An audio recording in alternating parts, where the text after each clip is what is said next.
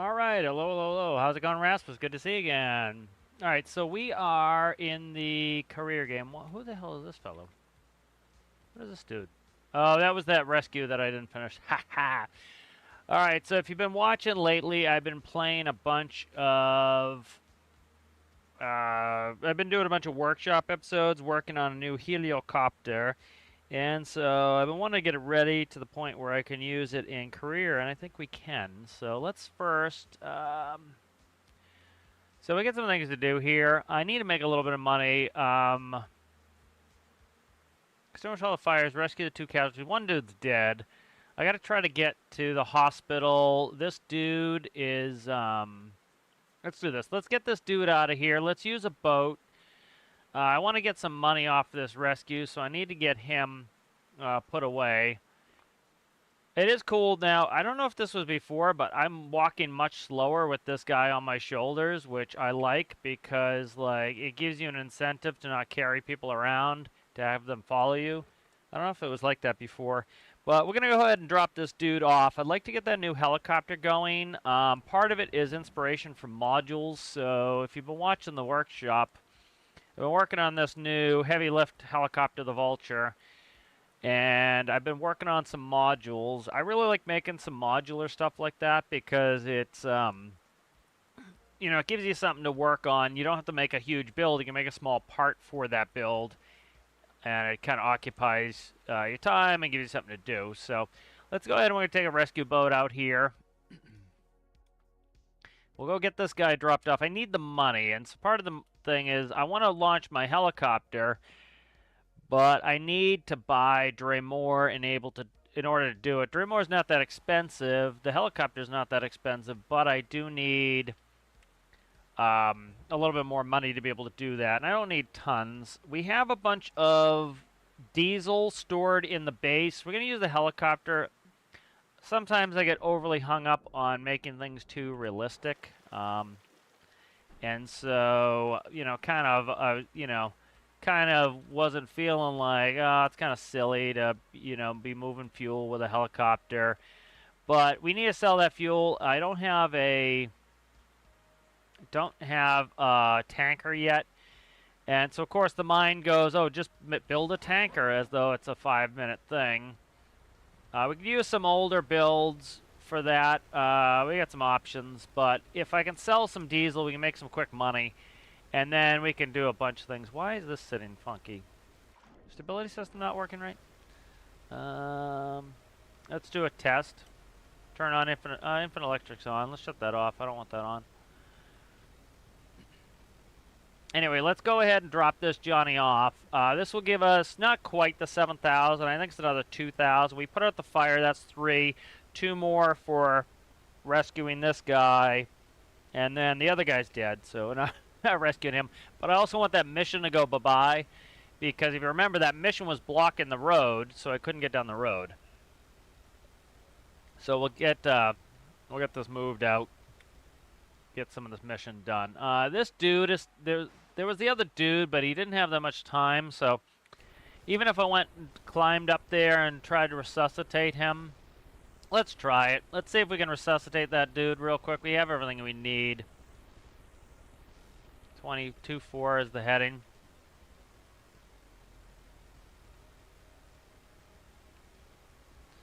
But yeah, I'm trying to keep it, like if I have heavy building sessions, I'm trying to keep it to the workshop where it's like all buildings. So if you enjoy watching building content, you can watch that. And if you enjoy more career, you can watch this. And then there'll be a little bit of building in this as well, but probably smaller things.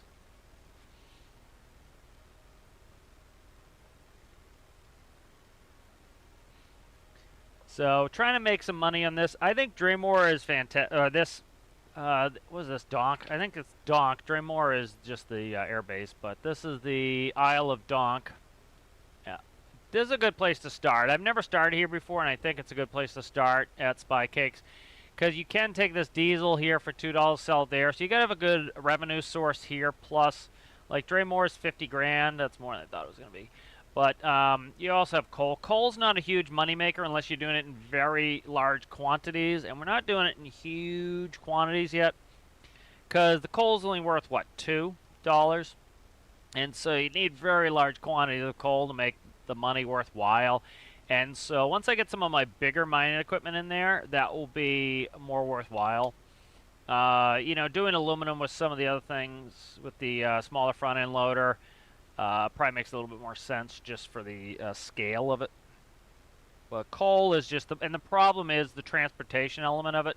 We have to be able to get the coal from the mountain down to here, put it in the base, then train across. So the issue right now is the tunnel, which is the quickest way in and out, is I can't get my dump truck in there, so I have to go the long way around, and that takes a lot of time. And so to keep putting it in and out of the base takes a lot of time, and so I really need to at some point work on a smaller dump truck, or I could just use my Mac, get the coal in and out, because it's definitely more suited for larger operation where I can bring a huge dump truck, go dump that in the base. That seems like a better option. But again, I don't have the cash to be using my larger mining equipment yet. So we'll figure something out. Alright,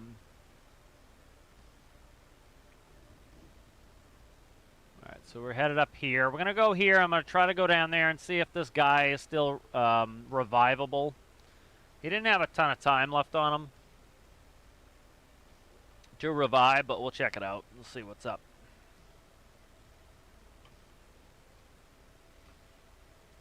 And then that mission will go bye-bye, and I can use the road again.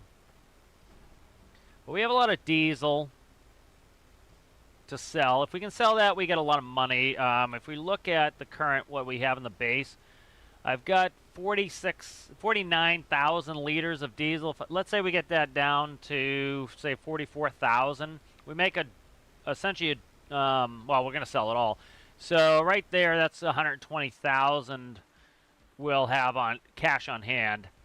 And so that's a good bit of cash to do what I need. All right, let's grab this. We got a fire extinguisher on us here.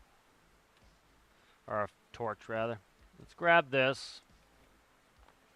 I'll see if I can go do this resuscitation real quick.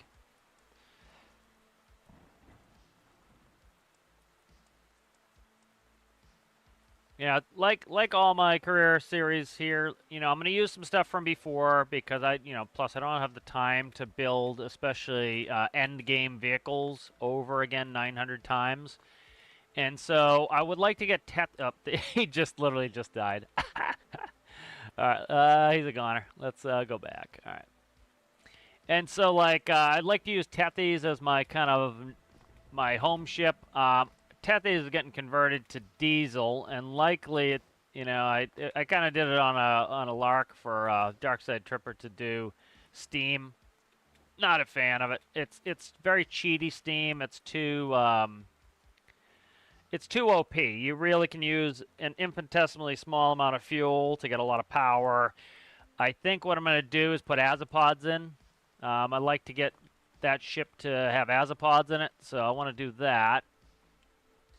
So that gives me some interest and excitement in working on Tethys. And then we can get Chickadee back in the game. Chickadee, I have not made another VTOL that matches up to Chickadee in performance. Night Owl, I would like to fix Night Owl's issue. Again, that's a problematic issue I think the devs could fix if they would give us a pitch component on our jet parts, on, say, the exhaust, on our ducted fans. Essentially allow us to do those pitch corrections that you would be able to do by angling engines, IRL. And if we could tip those thrusts, we could, essentially put a vector component on all the thrusts. It would really be helpful. So maybe I'll make a video at some point showing why that is not only realistic but helpful in game. Despite some people's consistent complaints about Wah devs, they've been doing a great job. They just came out with another awesome update that was really fantastic. It's one of the best ones they've had in a while. It was the ability to stack nodes. So for example, your booleans, which are your on-offs, your numbers, which are your green ones, those cannot be stacked. They're on one layer. So when you click that layer in the editor, both your numbers and your booleans come up. Your reds and your greens come up as one layer. Your next layer is composites. Then you have video, audio. Those are all your layers. And so if they're on a different layer, you can stack them. So you can put, if you were going to, let's say you had something that had a boolean, a red, a green, a number, and a composite. Before that had to be a 1x3 microcontroller. Now it can be a 2x1 microcontroller, cutting one off.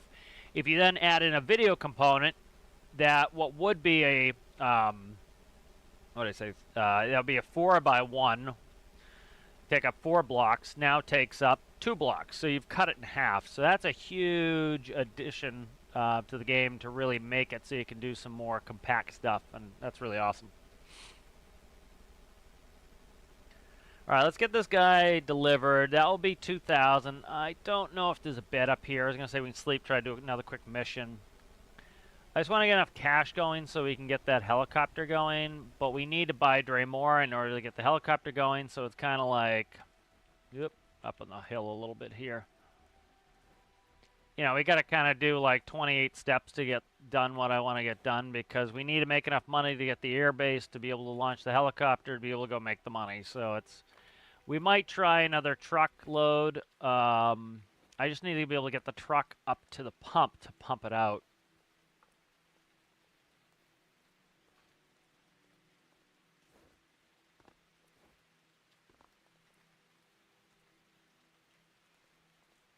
All right, so there he is. That's oh good, $3,000 we got off him. That's a little, and bang, sucker, 9,500. So that's a big help. Let's look up here, see what we got for cash in here.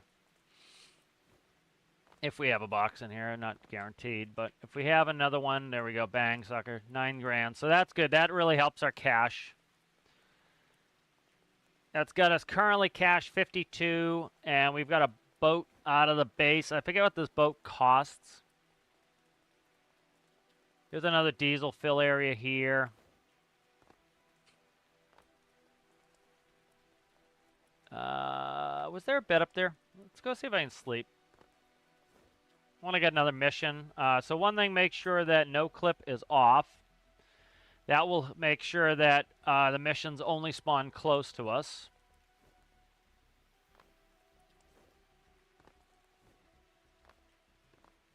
Okay, good. There's a bed here. So this is what a lot of people don't seem to take advantage of this. Let's go ahead and override time off.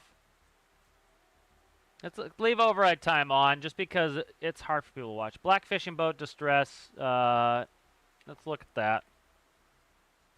Somewhere around here. Requesting assist $7,000. We got an hour to do it. Let's go do that before it despawns. All right, so that was 18,000, another 3 there. So that was 21,000 we made, mostly from crates, of course, but that counts, right? They're there. We can take them, we can use them, so no shame in taking crate money. It's there, and it's, you know, they don't respawn that often.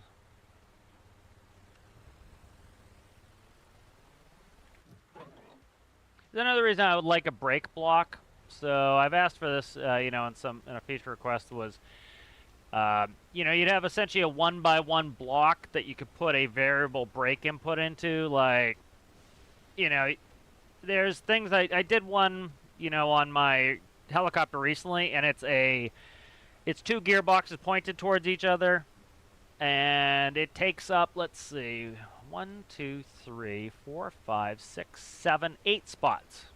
So it takes up 8 spots to be able to break my rotor. Where a break block could be 1 block and literally take up 1 block, and you just put a variable to it. And it would essentially be like a little rotor in there with brake calipers. You know, and so they could essentially just use the same looking asset as a generator or an electric motor or whatever they like. That's a 1 block with a pipe connection, and put a variable brake input on it. And you could then do a variable brake. You want to have more braking force on your vehicle, you could do that. You want to do rotor brakes, which a lot of people want to do, you could do that. It has a lot of versatility. And so one thing I would want for this is when I shift from forward to reverse, the prop is still turning, and so when it goes from forward to reverse, it quickly stalls the engine, and then the engine, that's what you heard the starters go, at restarting the engine, where what you could do is, as you go to 0, the brake block goes to 1, stops the propeller dead. Then when you go in reverse, it's no longer at 0 anymore. The brake releases instantly, and now your prop is stopped so that you can go right into reverse without stalling your engine. You know, it's some minor thing, but you know, it's something that I think would be better. Let's see. All right, we're looking for this fishing boat. We're somewhere in here. We just passed under. Did we? Did we pass under? No, it's we're back here. So we're right up here. Again, just using Dead Reckoning. Looking at landmarks. So we have this island here. We're passing. The bridge I used as a major landmark. You don't really need complicated navigation systems to really kind of know where you're going most of the time, unless the fog is really, really bad, and then you can always decide to skip going out in those conditions, or you can use the custom menu and change the conditions. Alright, so we're looking for this boat. There it is. Alright, got it. Pretty well lit up.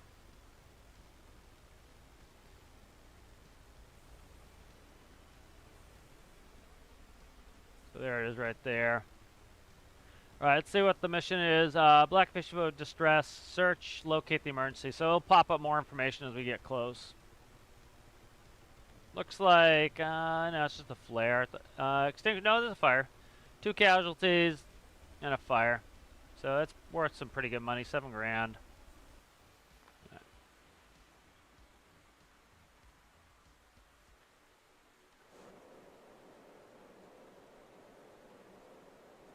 Alright, fire's out. 2 casualties. Here's one of them. And the other one, I think he just popped up. Did he pop up?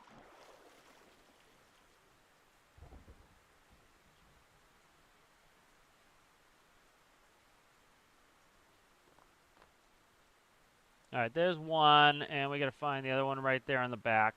Nope, that was propellers. I keep seeing my torch. I don't know why people build their boats unrealistically like this, with like the props and then just randomly sticking out the back and the rudder not behind the propellers. I don't know if they don't know what boats work like or just want to make them different. I don't get it. Don't personally get it. Kind of want my stuff to look realistic, but that's me.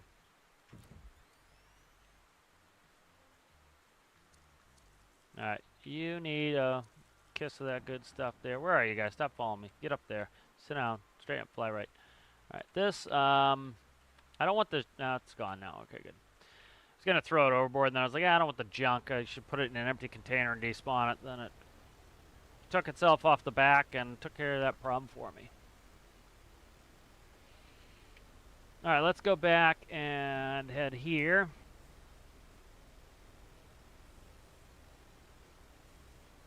$79, a little bit to the left there. There we go. Alright. And you can see the lighthouse too. So that's helpful. One cool thing that you might not know IRL is the lighthouses IRL have different timings. And so you can, like, say there were 3 lighthouses in a row, right? You got a lighthouse here, you got a lighthouse here, and you got a lighthouse here, right? You could tell where you are by looking at the timing of the light. So you would look at the light, and you would start your time when it hits you. And so, bingo, 1, 2, 3, 4, 5, 6, 7, 8, 9, 10. So that's a 10-second from when the light hits you to come back around, hits you again. And then if you looked over this one, maybe it takes 12 seconds. So you could tell by the number of seconds the light takes to go around and hit you what you're looking at. And so that's another way of navigating. I don't think that happens in game, though.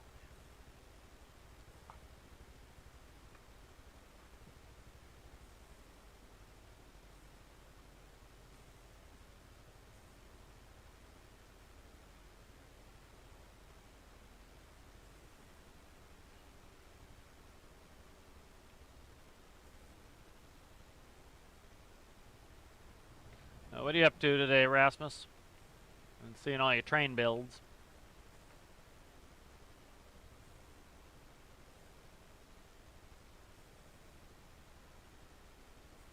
That's cool. The crane. I like the crane. I like the cool, old-timey looking cranes. Those are always neat. One thing I wanted to do, and again, another good addition the devs added that, again, was something we asked for, was the ability to have a boolean to be able to attach to the rails and detach from the rails. And one of the things I want to do is my mobile crane, I wanted to make it so that it could also go on the tracks and be hauled by my train. And that is something they added. So at some point, I'd like to either make a new crane or add the ability for my crane to attach to the rails.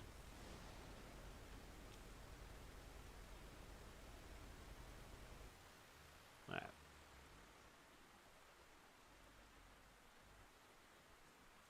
right, we need a couple. This can go back in there.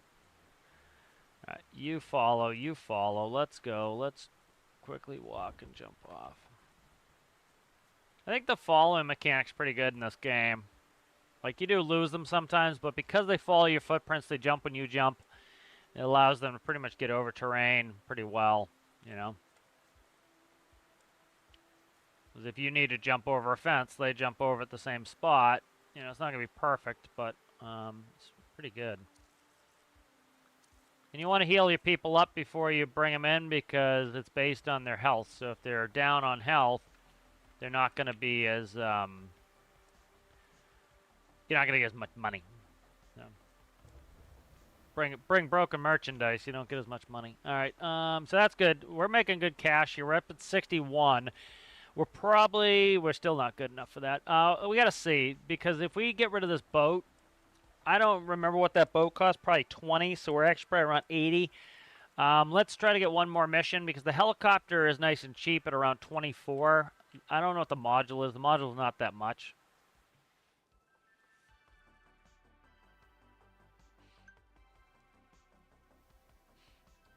Yeah, let's get another mission. All right, picnic boat. All right, picnic boat out there. 13 grand, that's good. So search the area, locate the emergency. The vehicle is activated as transponder used. So I don't have a transponder locator, but if we notice, it just got pretty sunny out. That's going to help. We don't really need it. I should check my fuel before I go.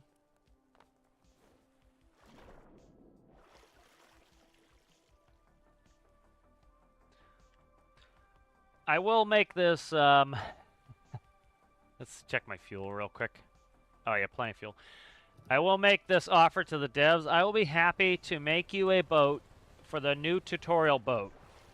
Be something simple like this that is really easy to run, and you know, I'll simplify it out to be able to do the tutorial, because that's been a complaint from new players for a long time. It's a way outdated tutorial boat that swamps, doesn't look right. It was something that I think, you know, Jersey built years and years and years ago. I think one thing that would be good for the devs to do is come up with a challenge, you know, for the different mission equipments, and it would be a good way to keep the community. It'd be a good way to keep the community involved, right? You're doing an official challenge. Put a bunch of stipulations. Hey, this is a mission we've got in the game, or we're putting in the game.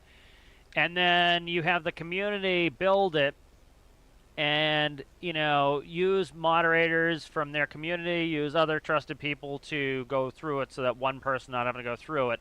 And then at the end of it, just announce whose builds, you know, won, and go ahead and make that the new mission vehicle. I think that would be good.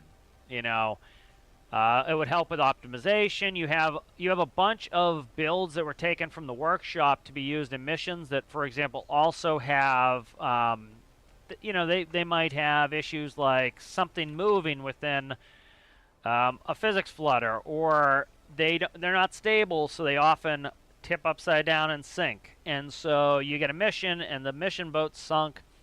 And by going through and making sure you have some trusted builders going through and building equipment that does not use up a lot of resources, that is functional, that's stable, so it's not going to be upside down.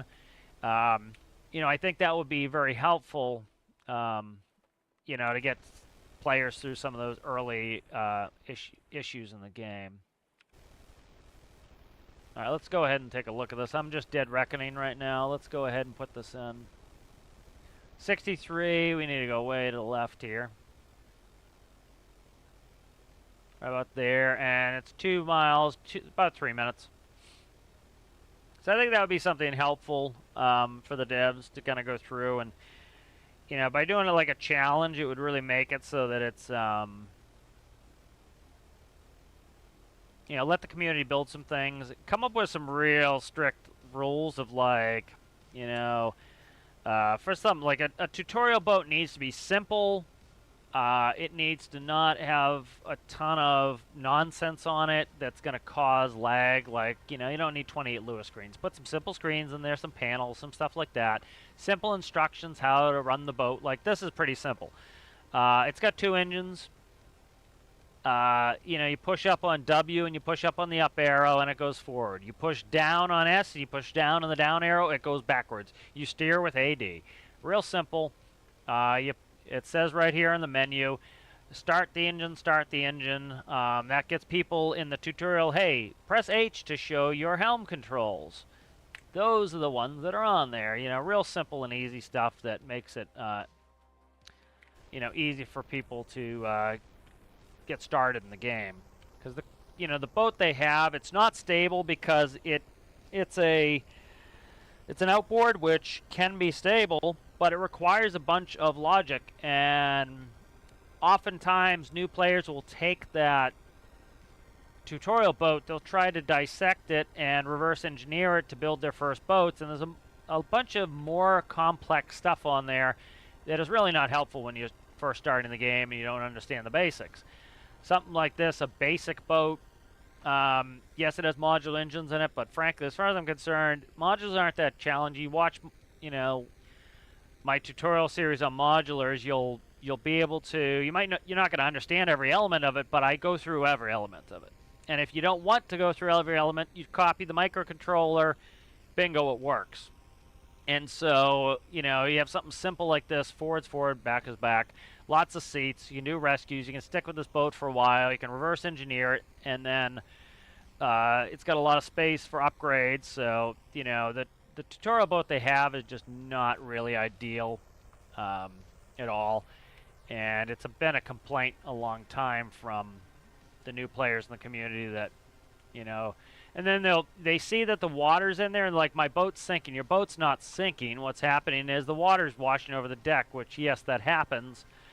It's part of the game because it doesn't respect the fact that, it's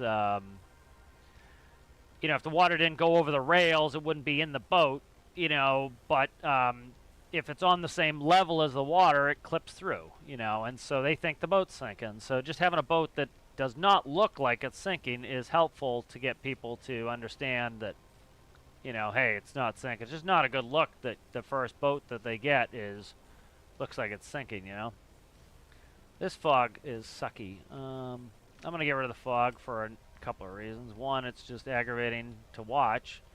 And 2, we're not going to be able to do this mission effectively without a transponder locator, which we can add. Alistair did a cool one. I've tried before kind of doing a triangulation system. He put out a cool screen for it and everything else, but I'd like to work on triangulation again. All right, let's go right here.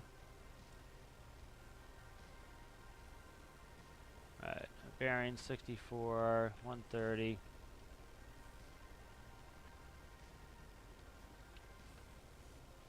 Go to that edge there and see if we can find it. So what is it again? Picnic boat? Picnic boat distress.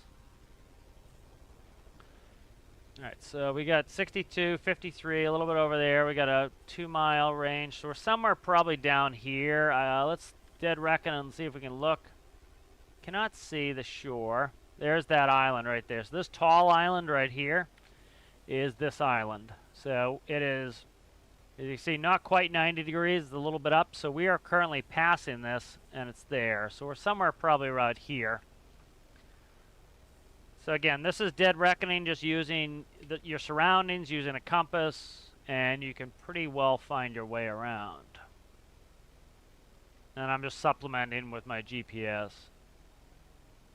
But the area looks huge, doesn't it? Right? But we can easily see that within our sight line. If we look over here, see if we can see these. So let's take a look back at that island. So here's the island peeking through the fog.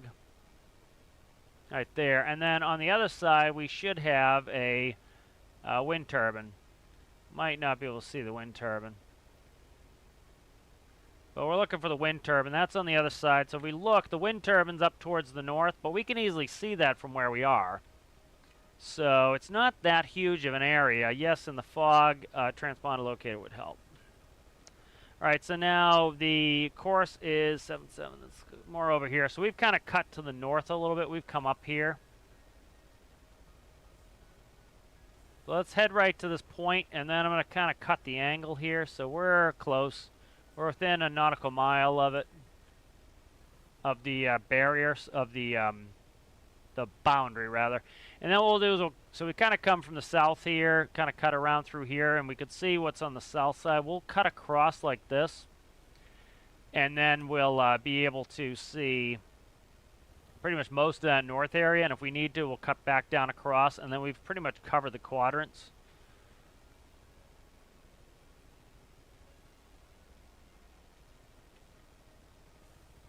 Let's read what Rasmus is doing. Let me just make sure I'm on course here real quick. We're almost to the boundary.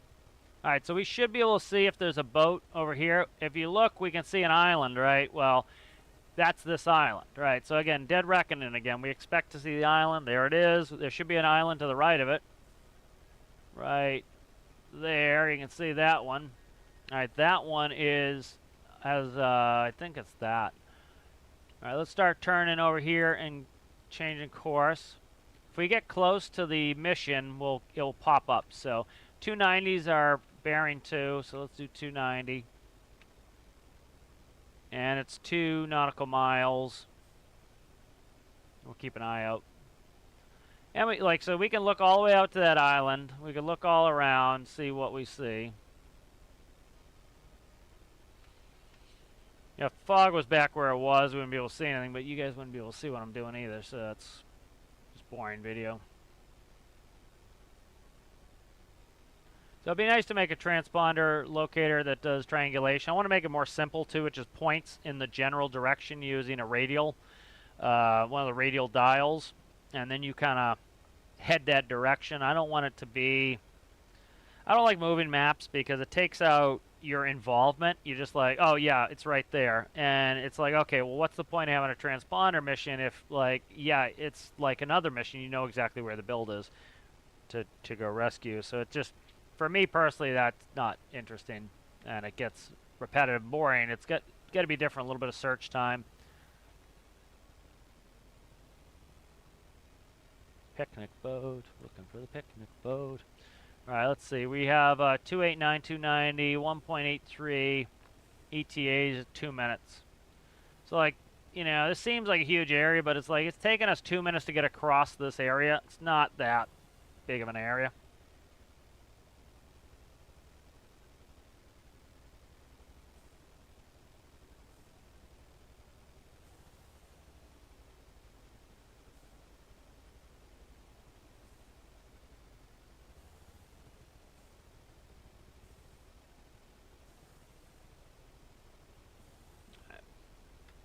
There's that wind turbine we were talking about.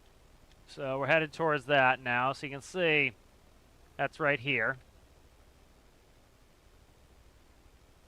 You know, the waves aren't horrific right now, but, you know, this boat does a pretty good job with some reasonably rough seas. Okay, so there's one thing, too, that I always deselect in my games, and I get a lot of, there's a lot of stuff all over Reddit and everywhere else where people like, my game is laggy after X number of hours playing. I've never had that problem, and one of the things I always do is I always deselect the elevators. There's an elevator in all of the wind turbines, and there are elevators in some of the control towers. and it is a great place for it to be hung up and cause collisions. And if you have collisions somewhere, two objects trying to occupy the same space, it has greatly negative impact on performance, because you have two parts trying to operate the same in the same area. It's causing smoke. It also makes a noise. It makes a banging noise. So you have a noise being produced somewhere on the map, and you have two objects knocking into each other, which is making smoke, and that ends up with a bad situation where you get a big performance hit. And so I'm also wondering if some of those people who are having these performance issues after a while, they have all their elevators enabled, and one of their elevators is causing problems, and it won't despawn on the map, and it's like essentially a vehicle stuck in terrain. And we know that vehicles stuck in terrain cause huge performance issues. And so seeing that I almost never have that issue, and we had it one time or a couple times with a couple missions that were getting stuck in terrain, but they fixed those. That was the last time I've had it. Wouldn't surprise me if people put their elevators on, because most people don't go through their options and deselect the features they don't want. So I would say try that as well. See if that makes your game better.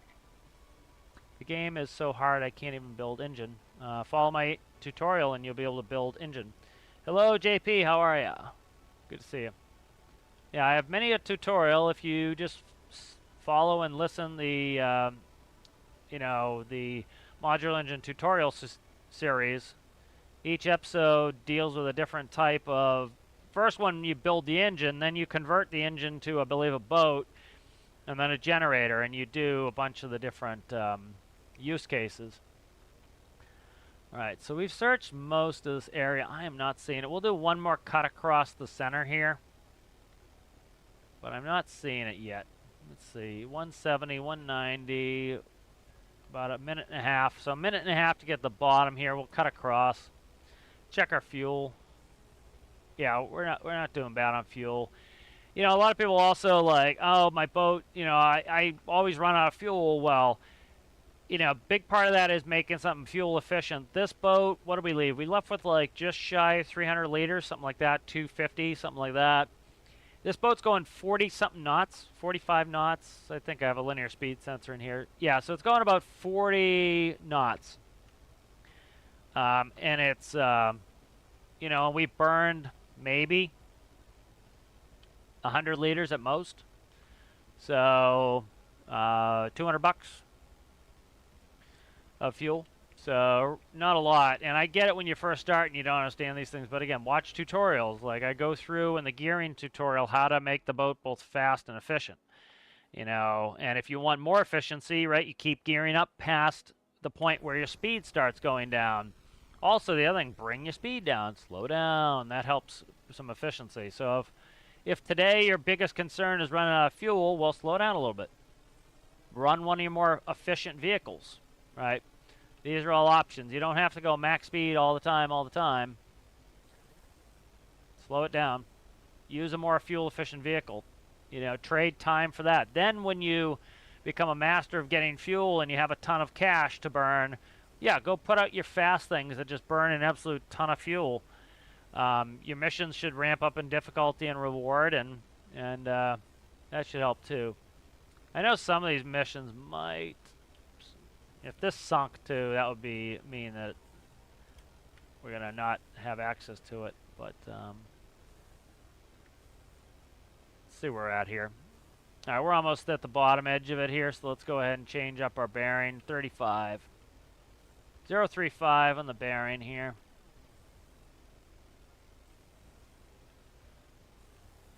All right. I'm gonna make a new bearing panel. That's something I need to do.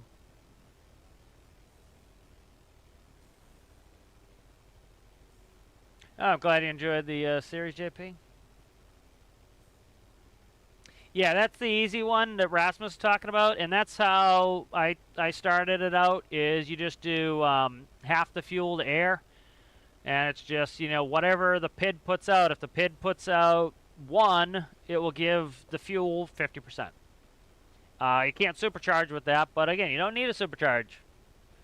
Add 2 more cylinders, add 10% more cylinders to any of your engines, and you pretty much where your supercharge is going to get you anyways, maybe 20%. And, you know, you don't need to do it. It's, you know, you can do that method, it's fine. You know, you want to go more complicated like I do, and I show you, you know, you can go complicated, you can go simple, you can do whatever you want. You know, I like personally setting up my system the way I have with the formulas, and the reason is it, you know, like throughout all the pressurization changes, all my engines worked fine, and it was because it automatically accounts for fuel and air. It reads how much air it has, and it automatically changes the fuel. So if you supercharge it, the same microcontroller works as if you're normally aspirated. If they make a small change to how the fuel works, my stuff all worked the whole time, and so it future-proofs it. Let's see, 44, 357. You go this way a little bit. I am not seeing this mission. It could be one of the ones that sinks.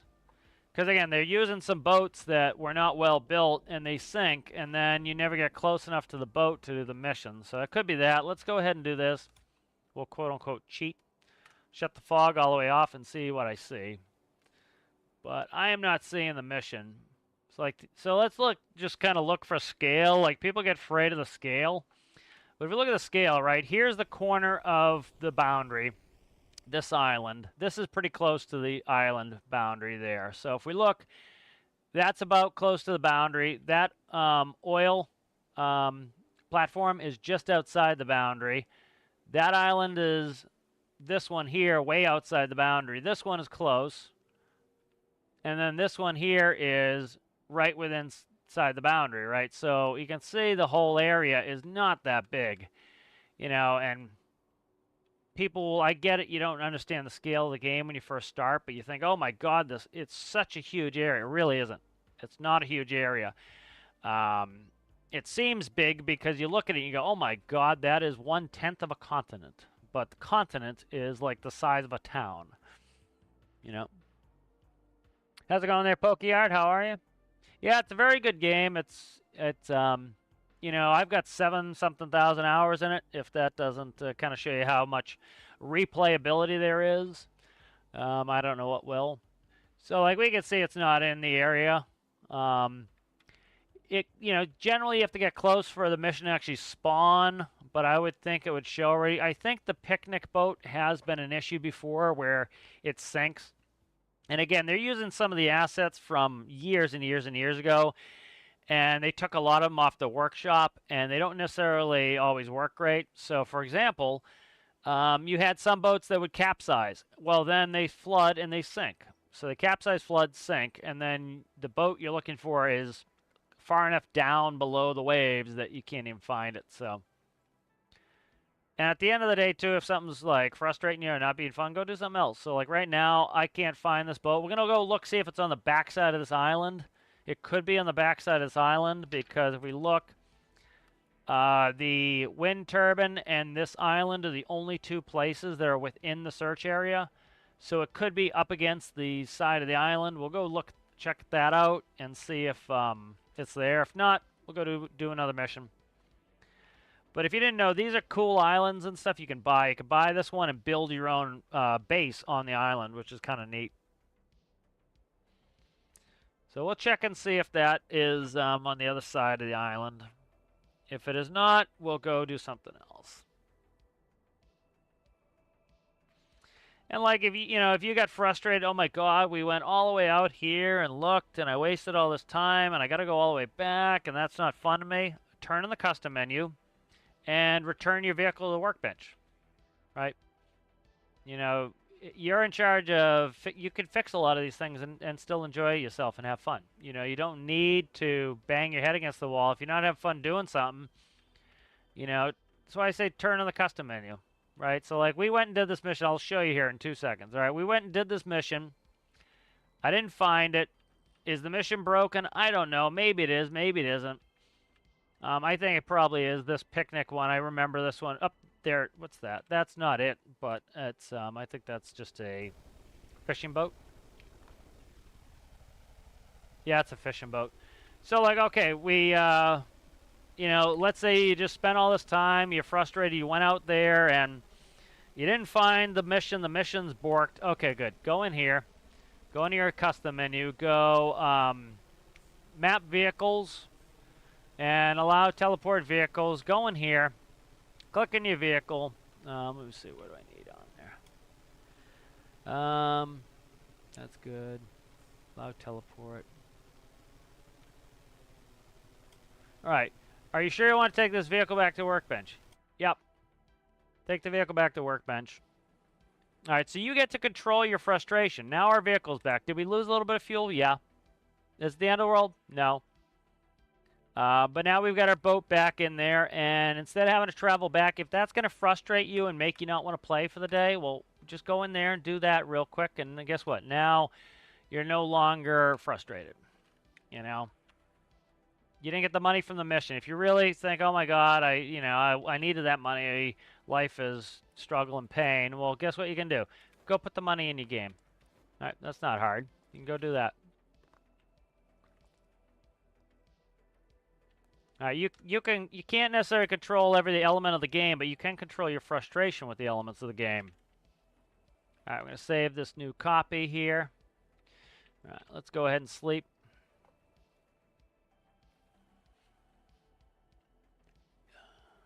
You can use, what do you mean I can use photo mode?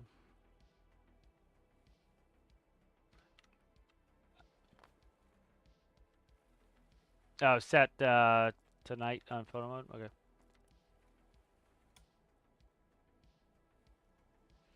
Alright.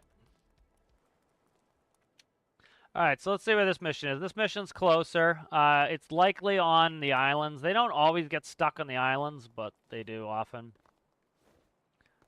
So we have an absolute insane amount of diesel in here because we bought it. We're going to keep working to make some money. Alright, so like I said, you can't necessarily control every element of any game, but you can control your frustration, especially with this, by putting on that custom menu. I have a video on doing it, and you just put the custom menu on, and that mission was either borked or we did something wrong. Likely, I think the picnic mission is borked. So just bring your vehicle back and go do something else. You know, you don't want to go back. You figure, okay, I spent all that time getting out there. I searched. It wasn't out there. Boo-hoo. Well, let's just, okay, I'll fast travel myself and my vehicle back to base, and we'll go do something else, right? Makes it much more enjoyable. Because these little issues you have, you can just kind of let roll off your back.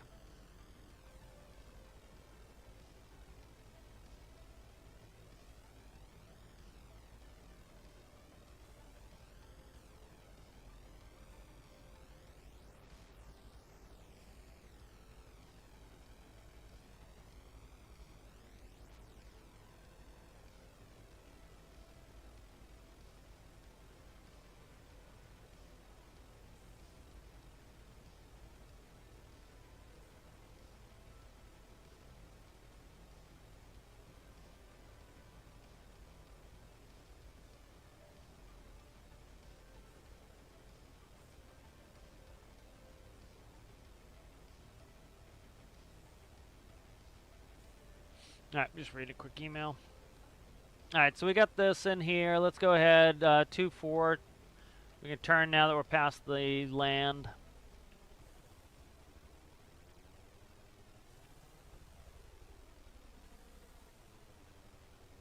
2-1, a little bit more to the left. All right, good.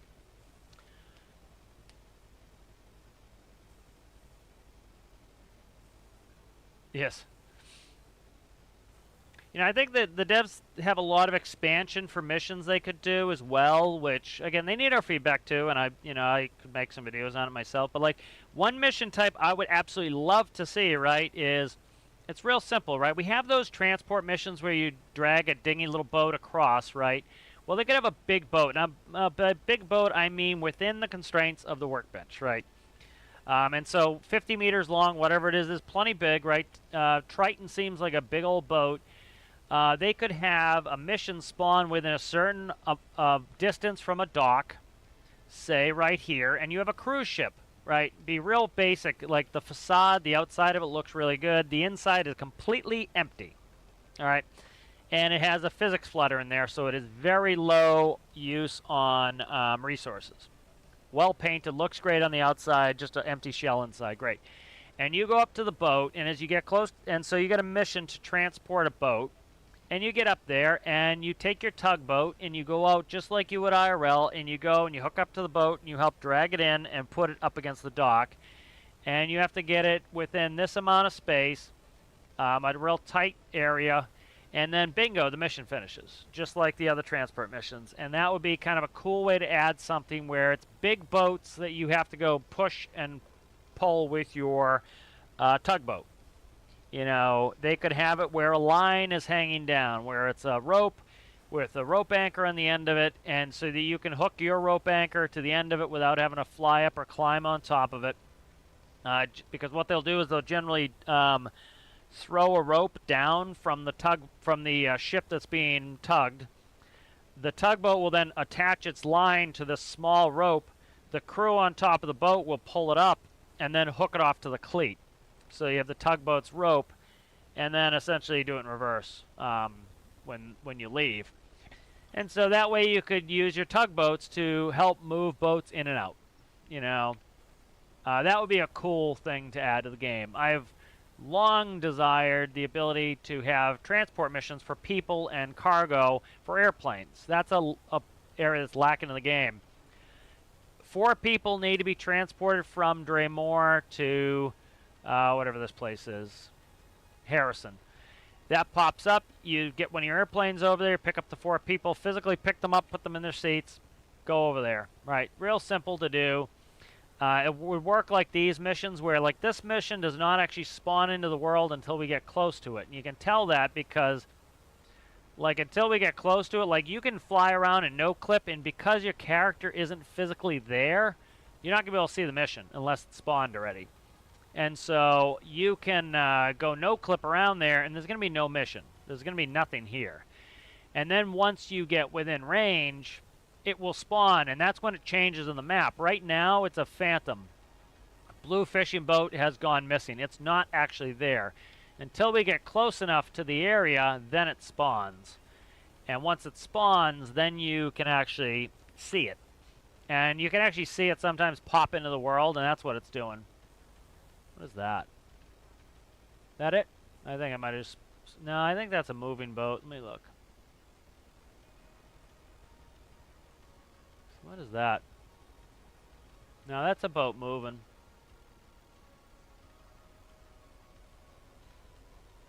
That's AI moving around, I think. Be careful and hit stuff trying to look at this boat. Could be. I don't think it's the boat that I'm looking for. It's just putting around, hitting the bridge, I think. I don't think it's our boat, but coming around here, it's within the range. Let's go take a look over there. I don't think it is. I'm trying to see if it's stuck on the area here, but let's go over there and look.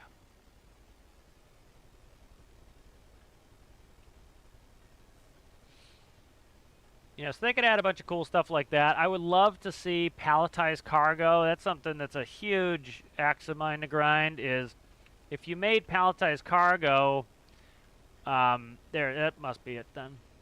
If you made palletized cargo where you could load it on a plane, a train, a truck, it is the one, it would be really fantastic, the ability to load it on any of those, you know, essentially intermodal. Intermodal meaning that it can go by different modes. And so you could hook it up to these different modes of transport. So this is definitely, we were talking about this the other day, that's a new boat, and you can tell too, it has the variable pitch propeller. So that's definitely a new boat. So it said 1 person. So notice how the ring disappeared, and we now have the, it tells us what the mission is. Rescue 1 casualty. So that mission is spawned into the world, and we know what to do. All right, we got the person. Let's get out of here.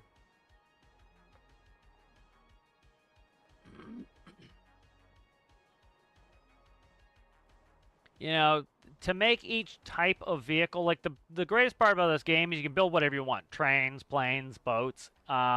they need to make each type of vehicle useful, and right now planes have very little use. And so the use of planes is speed from going from airport to airport. That's what a plane is really good at, is going from airport to airport at high speed.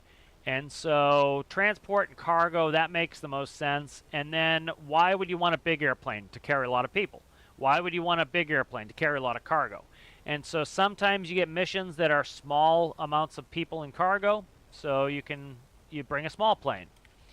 You get big ones, and you don't necessarily need to do it all at once. So let's say you have a small plane that can either carry 4 people or it can carry 1 pallet, like my Canary could do, that I built for Alistair's challenge. You know, you can take the Canary and go pick up the 4 people or pick up the 1 pallet. Let's say now there are 2 pallets. Well, you could go and do 2 trips, but that takes up a lot of time, right? Or I could take the Caribou and do 1 trip and carry 2 pallets. Then 3 pallets, still use the Caribou. Okay, 4 pallets, well now I need, what was the name of that? The Albatross. I need the Albatross. And so it gives you a reason to keep building and building more vehicles and bigger vehicles and different vehicles and faster vehicles, right? And so maybe you want to build a really, really fast jet that goes from FJ Warner to the Arctic in 15 minutes, right? And so, you know, it holds 10 people, but it's fast, right? And so, for example, they could put in the mission that if you get them there within X number of minutes, you get double the rate. So if it takes you 30 minutes to get them up to the Arctic, you get 15 grand. If you get them there in 15 minutes, you get double that. And so that would be a really interesting component, because of course you're probably going to spend more fuel. You might need more exotic components in your plane, which is going to cost more. But you can be profitable going really fast too, and so that would be a benefit of that as well, you know. So I think that would be a neat thing to do, and I think palletize would be cool. Like for example, I've talked before. I don't like the truck trailers they put in. I think they're great, well designed. They stuck to a certain standard, which was I forget what it's called, but it's what most people use. Absolutely, I agree with that. But the problem is, I don't want to use it because I use the pressure update to simulate my air brakes and to simulate hydraulics and all my things with cylinders. And so I don't want to lose that functionality of my trailers, and I don't want to use somebody else's trailers. But I understand probably most people would. And so for me, if you also added, so I don't want them to take that part away, but if they would add pallets, well, I can use a flatbed or a box trailer, and I can go load pallets, and I can use my own forklift and everything else, and be able to do those missions and use my own stuff. And then if I want to transport from one place to then put it on a plane, I can put the pallet on a truck, drive it over to the airport, put it on a plane, fly the plane long distance. You know, that'd be kind of cool. All right, I'm going to go hit the head real fast. I will be, and get a drink. I'll be right back.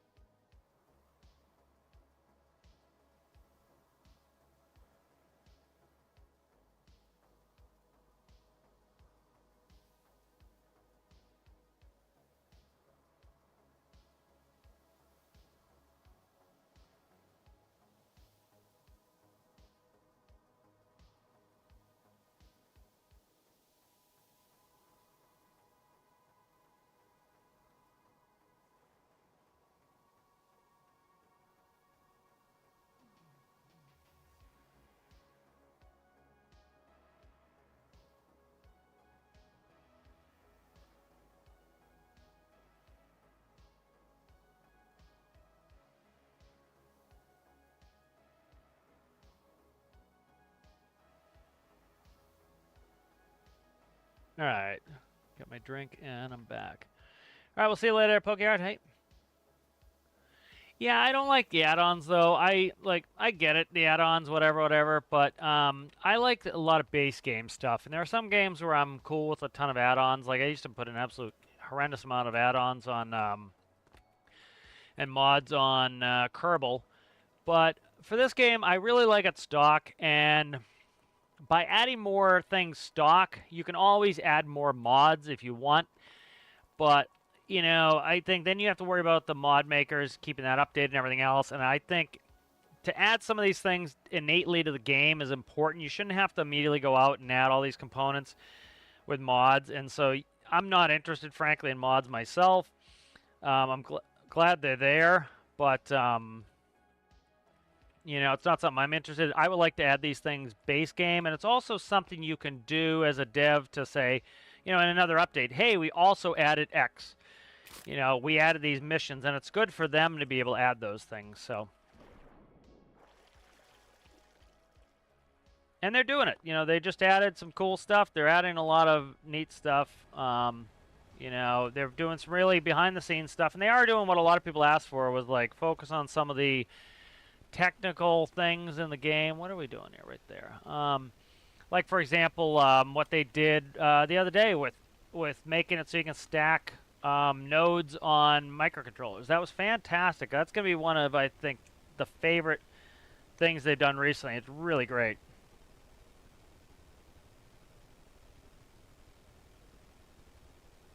How's it going, Jay? Sorry, Jay. I saw you and I didn't say hi. Yeah, you can spam jump when you're pressing up against something. I know, definitely can do that. You kind of like flip up off of something. Yeah.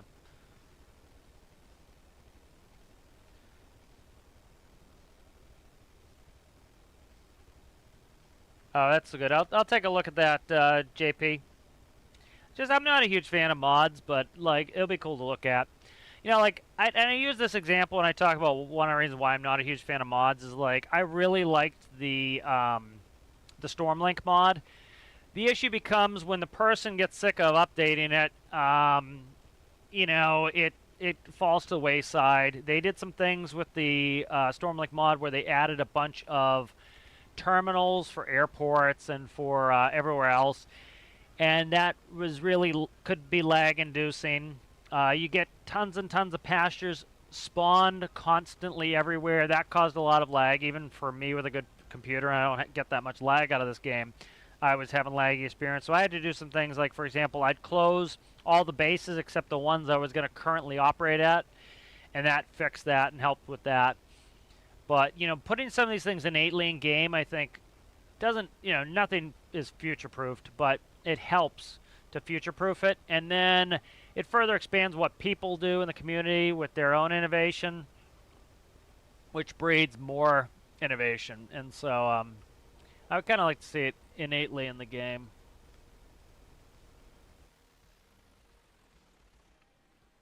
See, I think this is a new mission, too. I've never seen this boat. They've added a bunch of them. Ugh.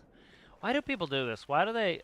This is just a personal gripe of mine. It's like, why don't you put the rudders behind the propellers like they should be IRL? I don't get that. It's a cool boat, though. All right, let's see. Where can we tow this? So let's see what it just needs a tow, right? Okay, refuel and connect, do repairs.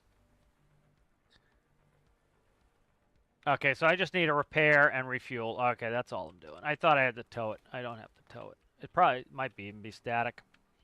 All right, so we're going to do engine. We'll do right engine, and we'll do rudder all the way to the left.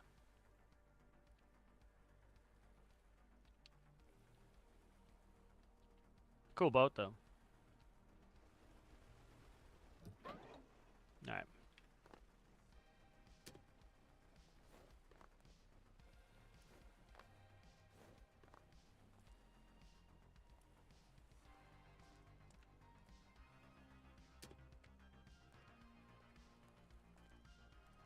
All right, so let's start this up. We want to pump it out, and then we need a torch. The wood grain is cool. I like that. So what am I repairing again? Radio and transponder. Okay, radio and transponder. Like, for example, where this hatch is, see how the water's coming in? That means my hatch is flooding. All right, so this is flooding. So somebody designed that living area, and it's going to flood. And the problem becomes, you know, then the boat sinks. And so, you know, it could be an issue with the mission if the boat sinks.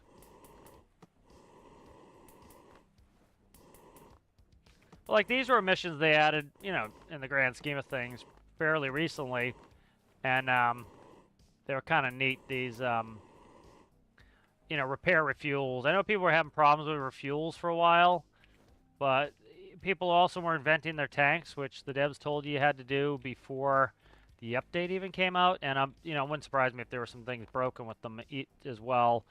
But you know, you got to kind of take some of the things people say with a grain of salt. Is they warned you, hey, you're gonna have to ventilate your tanks. They said that right before they even came out with the update, and then people act shocked and chagrined that they had to ventilate their tanks. So that was worth some good money. What are we up to? 68. This one's worth about less than 20.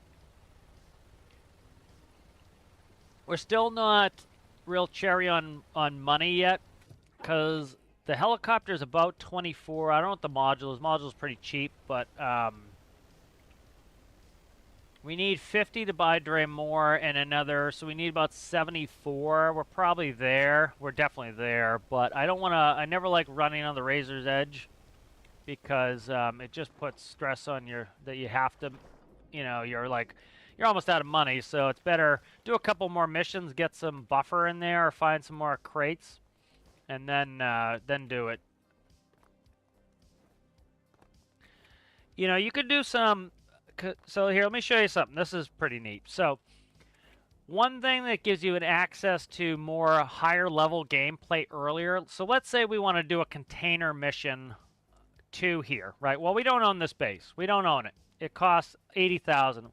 Well, if you really want to do a container mission and you want to transport a container from Spy Cakes over here, and it's early game, we don't have the money to use a big boat like Triton that has a crane, or Tethys that has a crane on it that can actually, you know, pick up a container, because a small boat, having a crane on a small boat is going to be difficult. It's going to probably tip over with a container, right? So you would have a container, you'd have a crane on the port, right?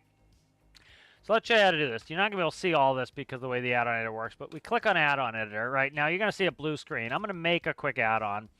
Take me all of 2 seconds. So I'm going to name it Komodo Crane. All right, we're going to go to mission locations. Then I'm going to search. You're not going to be able to see it, but I'm just going to look in the main area for Komodo. All right, there's Komodo.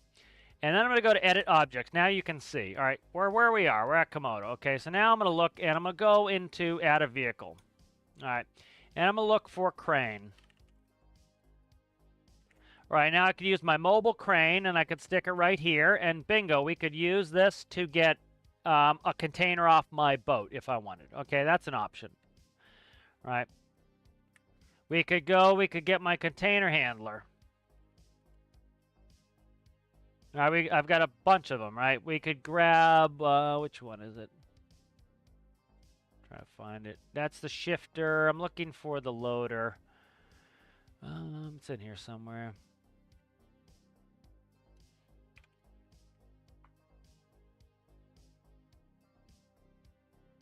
Here it is. Here's the ship loader. We could use this to go pull containers off, and this costs you nothing. So we don't have to buy the base. We don't have to pay for this vehicle. That's free. And so we can RP this as how you do it in real life, right? You're going to come up to the dock, and the dock is going to have the cranes, and they're going to offload you, right?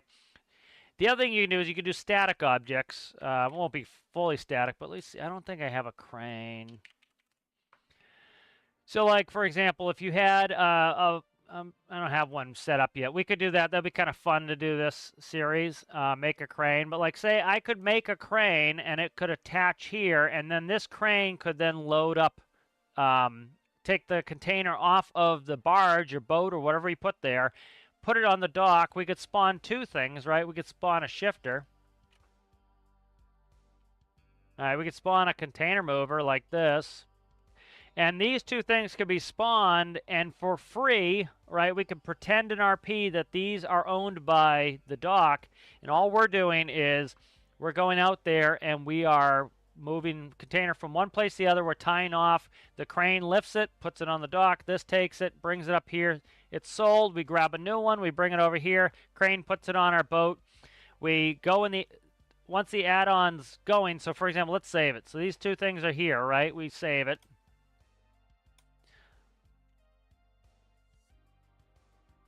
All right, Komodo cranes, that's saved. We then go to load. We go Komodo cranes. You're not going to be able to see it, but there's a test location button.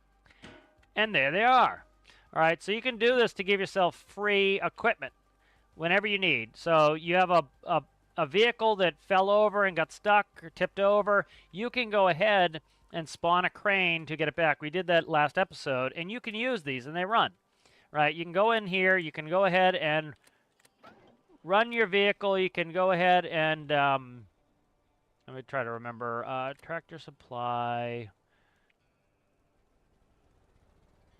I forget how to run this one. But, let's see, where's my gears? Forks up, forks down, forks in, forks out, container. That's functions. Shift up. There we go. All right, so here we go. We could go ahead and we could use this vehicle for free. And we could go move a container. We could do container missions if we wanted, right? I don't know why there's no containers. Okay, see, they're in the back there. Okay. So we could do this here, and then all we have to do is when we're done, we go in there to add-on editor. You are currently testing a mission. Returning to the add-on editor will despawn all vehicles. This cost us no money. Confirm. Exit. And now they're gone.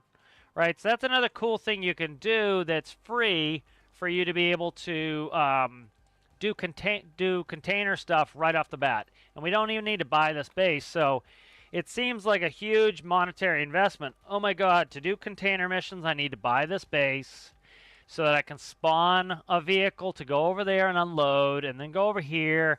So I need to have money for my boat. I need to have money for my container mover. I need to buy the base. That's a huge monetary investment. That's going to take me forever, and it's frustrating. Or what you can do is what I just suggested is RP it as, hey, right, the container port's going to have all that equipment we need for free. We're just going to show up. They're going to get our container. We're going to get paid for the container. And you can do that, and there's nothing wrong with that, and it's free. You know, so that's another thing you can do.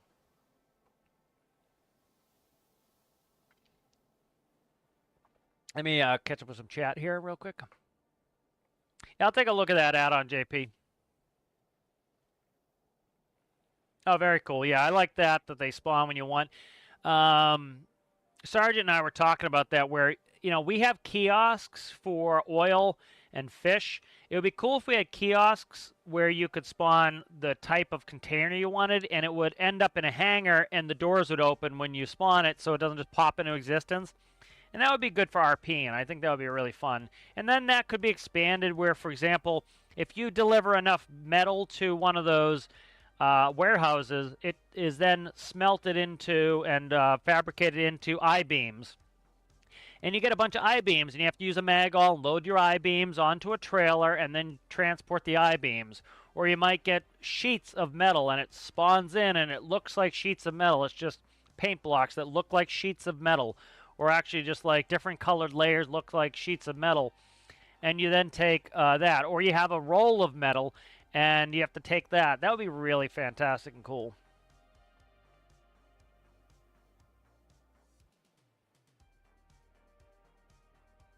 Yeah, I do make a wedge and blender. Yeah. I don't do any Captain of Industry. I don't think I've ever played it. I might have favored it, but I've never played it. That I know of. What's this? Blue Speedboat Distress. That's good money. Well, let's go take a look for that. Yeah, I'm a big advocate for, you know, putting on Put it on a custom menu. Like, I'm so sick of the fog right now. I could cry about it or just go like that. Like, there goes my fog. I'm sick of fog. It's just, I'm sick of looking at it. You know, I'm sick of that you guys can't really see what's going on in the video. So just shut it off. You know, there's nothing wrong with that. You know, the only time it's really quote-unquote cheating is when it's in a multiplayer game and you're doing things that disadvantages the other people that are playing with you. That's the only time something is really cheating. You're just customizing your game, frankly. You know, it becomes cheating when you are disadvantaging somebody else in a multiplayer environment. Because of that, you are making their gameplay worse for your benefit. That's cheating, you know. You know, like in Tarkov, if I gave myself invulnerability, that would be cheating because the other players are getting killed and losing their gear, and because I'm invulnerable, like the cheaters do in Tarkov. That's cheating, and that's ruining other people's gameplay because they're investing all this time and effort into playing, and you're just invulnerable, you know. Let me look up Captain of Industry right now. I've definitely heard of it. I can't remember it.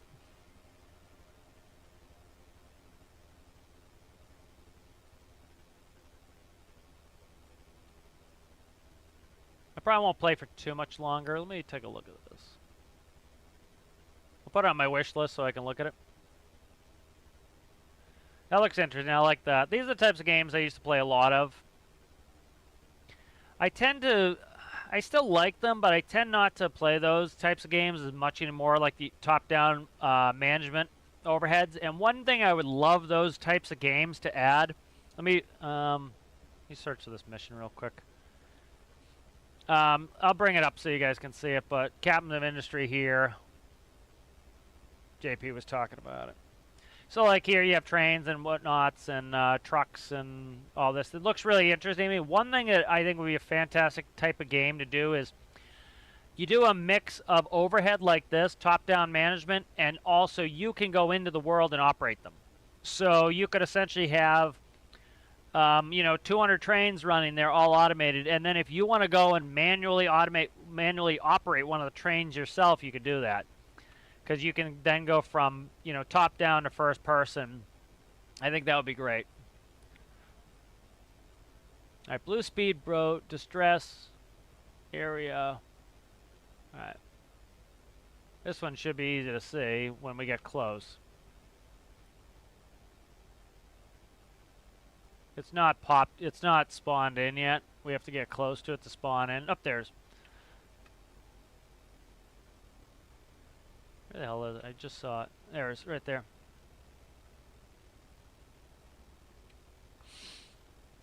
You know, for example, you could easily find these with radar. I might make a radar now that I'm getting a little bit better at Lua.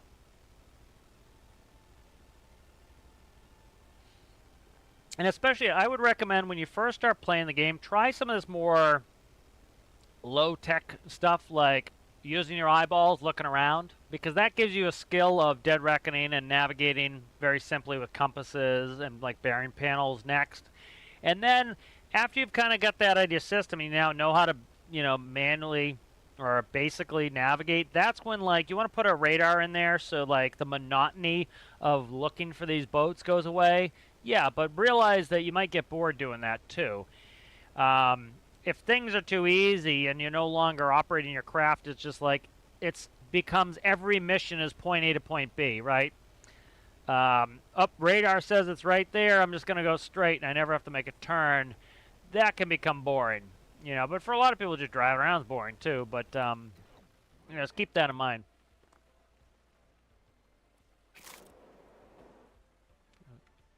Try not to get too close. You know, and that's kind of the progression, right? You want progression in games to feel like you're getting better and that you're, you know, learning new things, and it also takes some of the monotony out. And so part of the progression with this game, and you can make your own progression, is having more advanced systems. It's one of the reasons why, like in the career build series here, you know, every time, 25, the last one I was doing, every time I would go out on a mission, I would try to come back and improve my vehicle. And you know, so you're like, oh, we could have used this on the last mission. We didn't have it, so let's add that. And that kind of, I like that as a system to kind of keep you engaged. All right, and then always check your map, see what 3 casualties. Fires out, 3 casualties. All right, good. So this should give us enough money. I'll probably finish up after that.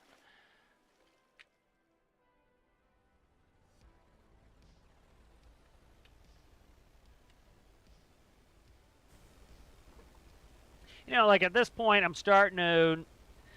I would like to move away from doing these rescues because I've done a couple rescues recently. Well, this is what's going to then get me to want to go back and do the fuel that I need to do. And so, you know, a big part of progression and a big part of enjoying the gameplay and not getting bored and everything else is take it upon yourself to come up with short, medium, and long-term goals. So, like, my short-term goal was make some money. Do some missions. And so we've been doing that. And the reason is my medium-term goal is to get my helicopter out and be able to use my helicopter. Well, in order to do that, I need to buy Draymore. So I need a certain amount of money. So those goals all fit together. And then once we can buy Draymore and spawn the helicopter, we can move our diesel from point A to point B and sell it. And that makes us more money. Well, what are we going to do with that money? Is it just going to sit in our bank account? No, we want to have a goal for that. So goals like things like spawn Tethys is a long-term goal. Buy more bases is a long-term goal. And so having these short, medium, and long-term goals, you can have a play session that is rewarding and productive, right? So it's rewarding and productive for me to make a little bit of money because it's working towards my medium and long-term goals. And then I think that often will keep you from getting bored by having all these goals. You know, if you have a 20-minute play session, well, yeah, you can't do your long-term goals in 20 minutes, but what you can do is you can make a little bit of money that then helps with those long-term goals, right? So even a short 20-minute play session, you can go do a couple missions, make a little bit of money, right? Work on a couple builds if that's something you want to do.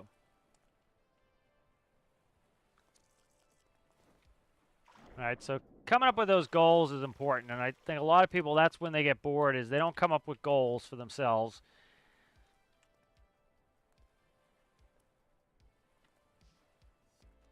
You know, so like I built that helicopter. Well, I want to use it now, right? Spent all that time and effort building the helicopter, so I want to use it. So I need to get my game in a state where I can use that toy that I just built.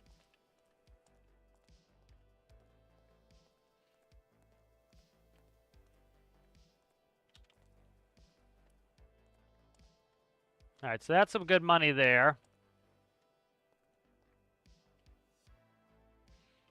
All right, so let's look at our money sit here.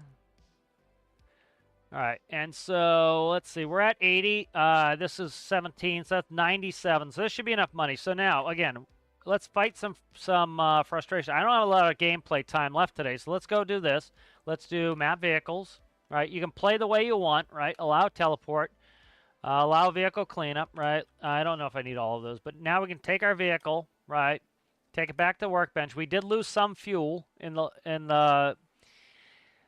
So people say it's in the pipes. It's not really in the pipes. It's in the internal buffer. So what happens is if you look at, say your fuel, that's not fuel.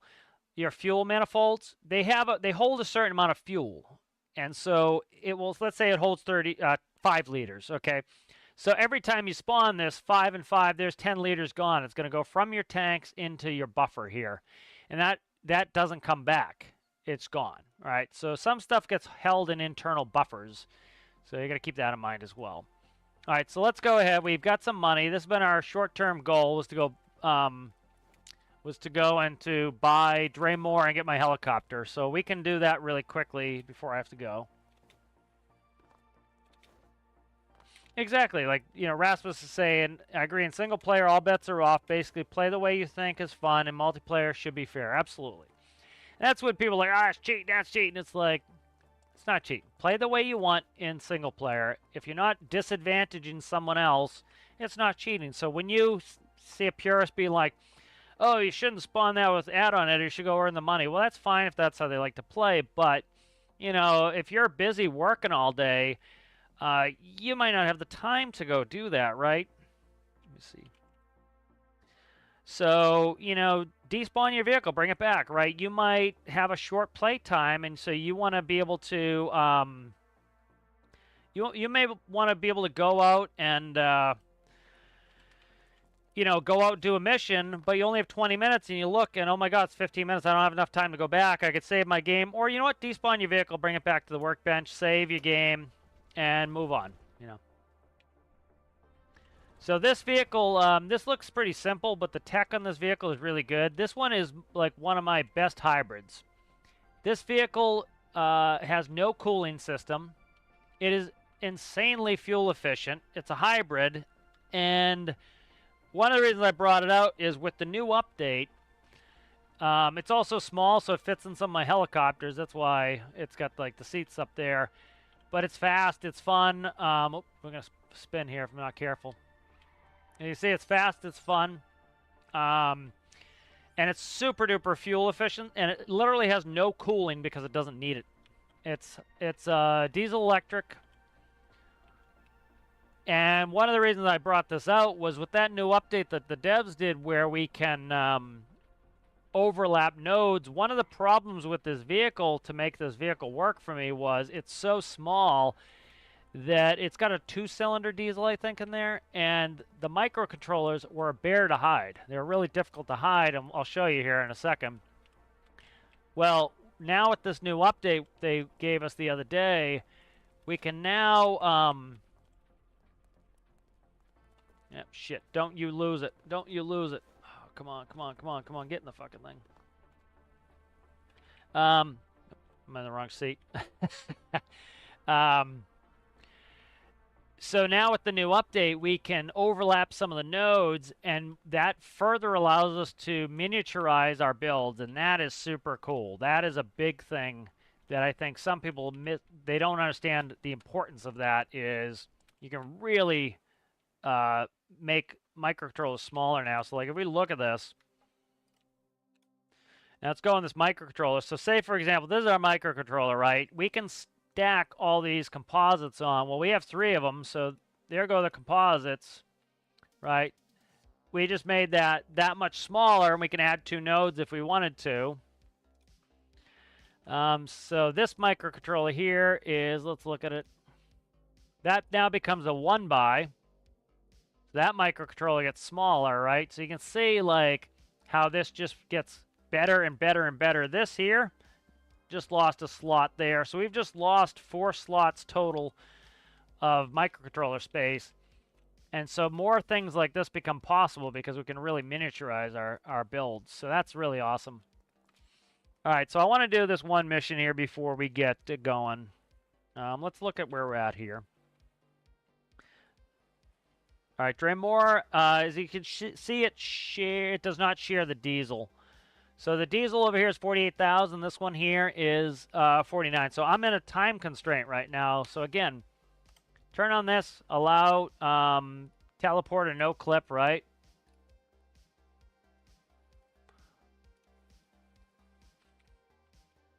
So I'll just put on no clip. All right, and now let's just do this because I don't have a ton of time. So instead of fretting over the time, I can do that.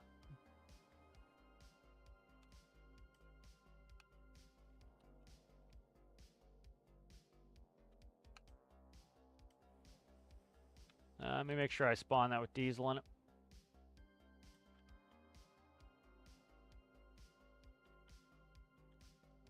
All right, full diesel. There we go. All right, so we're full of diesel here.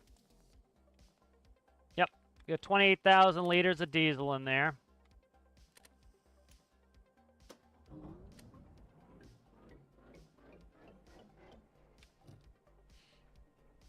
Yeah, so that's why, you know, I'm a big proponent of that custom menu. Is it just like, you know, I'm tight on time here. Instead of getting frustrated, I want to go and do X, Y, and Z before I get off. Well, part of that is, you know, I'm teleporting and changing characters, right? I was this character that just went over there and bought the base. Well, now I'm a different character driving this. So, like, you can RP it however you want, but make your play session fun, you know? So if the monotony of driving back and forth bothers you, well teleport. It's why it's there.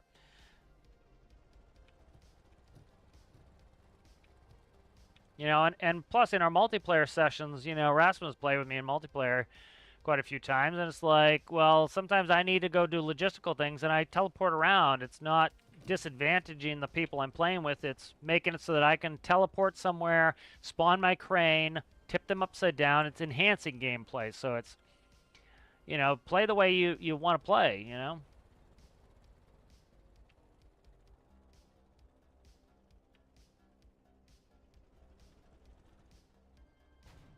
Oop, hit something. Oh, I hit the pumpkin. Gotta be careful. I keep hitting that pumpkin, the differential on there.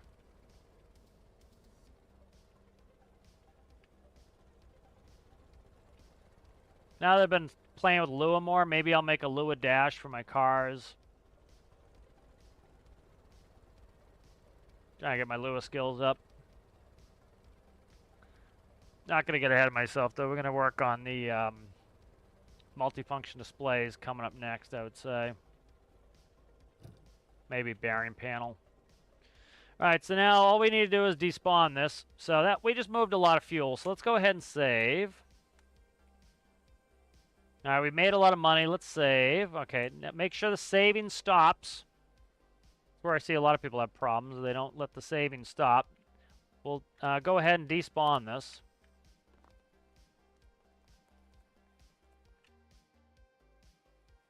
All right, that's in. Let's go ahead and make sure we get our fuel over here. So good. So we have 33,000 liters of diesel.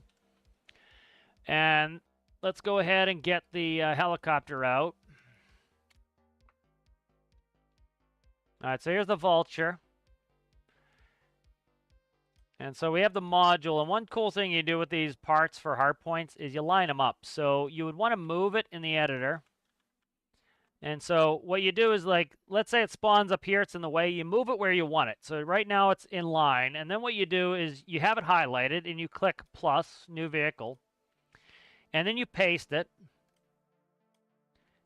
You delete this block and you save it over the other one, and now what will happen is it's now in line where it's supposed to be. So that's how you get them to line up with your hardpoints, and you don't have to actually physically move them. So that's now lined up where it needs to be. So here, I'll actually show you. So here's the blank.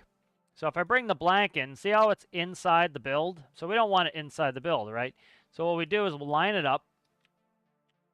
Now it's in line, right? So we keep it flashing and highlighted, right? We do new build. All right, we paste it. We delete this block. Now if we look, that's red, that's the main block. Now we're going to save it. And so if I look at my blank, here's Vulture module blank.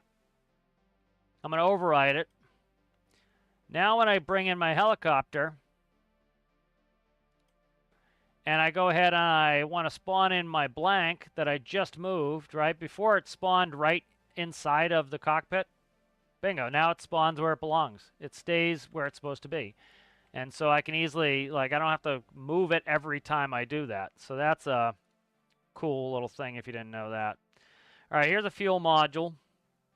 I think this is mostly working. Let's paste it. I'll check it, make sure it's working. It should be. I think electricity's plugged in.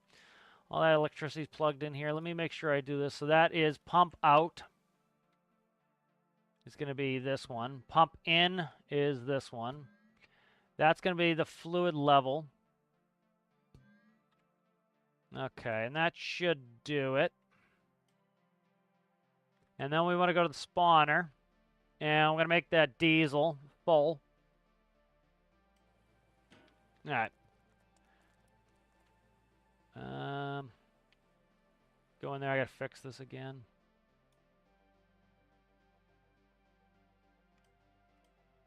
Where are we writing that to? 4? Right here. I'm going to write 4. No, what is it? It will be, shit, it's, I believe it's 8.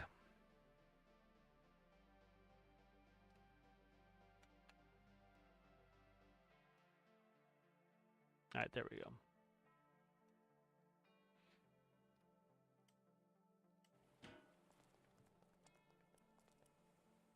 It's not reading for some reason. See what's up here.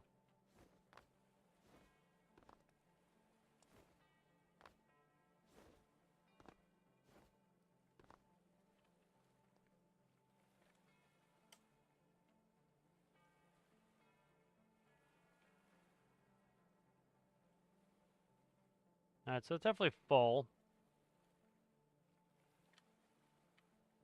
Okay.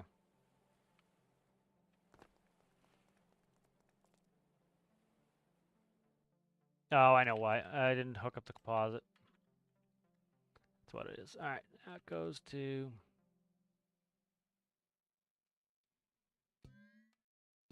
Alright, that's hooked up now. That should do it. Alright, good. So now we got... It's liters, not gallons. I didn't fix it. Alright, so let's go ahead and get out of here.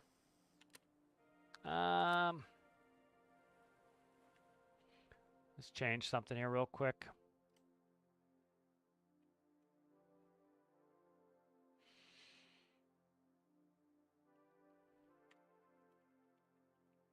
Park brake, toggle 6. Okay.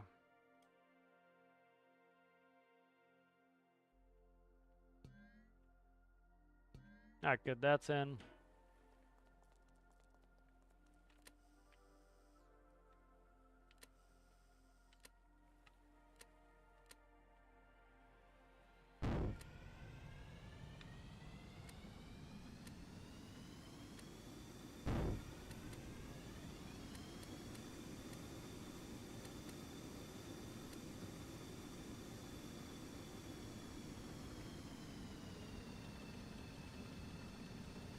How's it going, Amanda? Good to see you. Thank you, Amanda, for being a member for 2 years. Yes, it passed quickly. I appreciate it. So you see it's a little bit jittery. That's likely the collective sensitivity on the, where the pitch, it looks like, you can see it's, if you look, see how the elevators are flipping? That's likely its pitch sensitivity. So the pitch sensitivity is likely too high. So I just need to lower that. So here's my new helicopter. It has a bunch of modules I've been working on. I worked on the passenger one a little bit today. Worked on this fuel one. There's going to be a firefighting one. There's going to be a winch one, container handling one. So a bunch of different ones. And I got to put in a bunch more of my panels in here.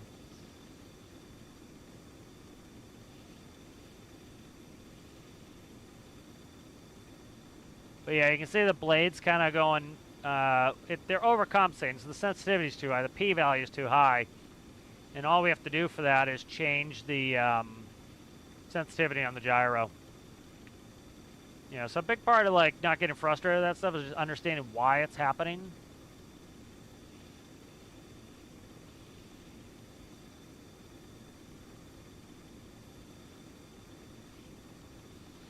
So this kind of breaks my brain, the lack of realism of taking a helicopter to go sell a little bit of diesel fuel. But again, that's the fantasy element of the game, you know, and I could go move a huge barge full of fuel and let it sit there for 20, 30 minutes to sell, or I could do this and test out my new helicopter. So do this. So do whatever's fun for you at the time. Alright, so we're going to go ahead and we'll set the brake 6. I'm going to go ahead and shut down one of the engines. Shut down both of the engines. Battery master comes off. I didn't put my gear up. I could have done that, but it wasn't a big deal. I didn't put the collective down, did I? Alright, so now we should be able to go. I got to get rid of this. Bang. Now we want to pump out. Please, hopefully that's running. Shit. If that's not running, this is going to suck. Because I have to go back. Check my money sit here.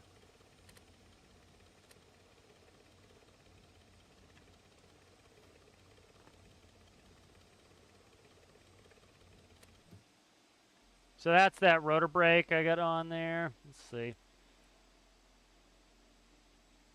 Ah, what's it doing?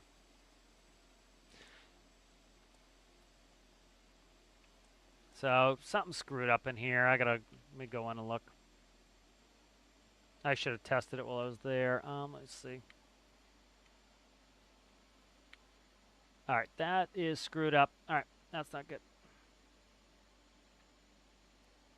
All right, so let's go ahead and we won't let this frustrate us. What we'll do is put this there. I stole one. Again, we could get frustrated by this, or we can just go and use the custom menu. Make ourselves whole if we need to. So we should be able to get the vehicle, put it back. All right, good. Let's go ahead and come in here. And so again, the fun part about this game for me, at least the engineering. So there are some issues with this build that I need to solve now, and I like that. And so one is I have pumps. Pumps are going to help, but I don't necessarily need pumps. So one thing we can add here is let's go into pipe. And we have a pump on the dock. So yes, we do want to help the pump, right? Let's go.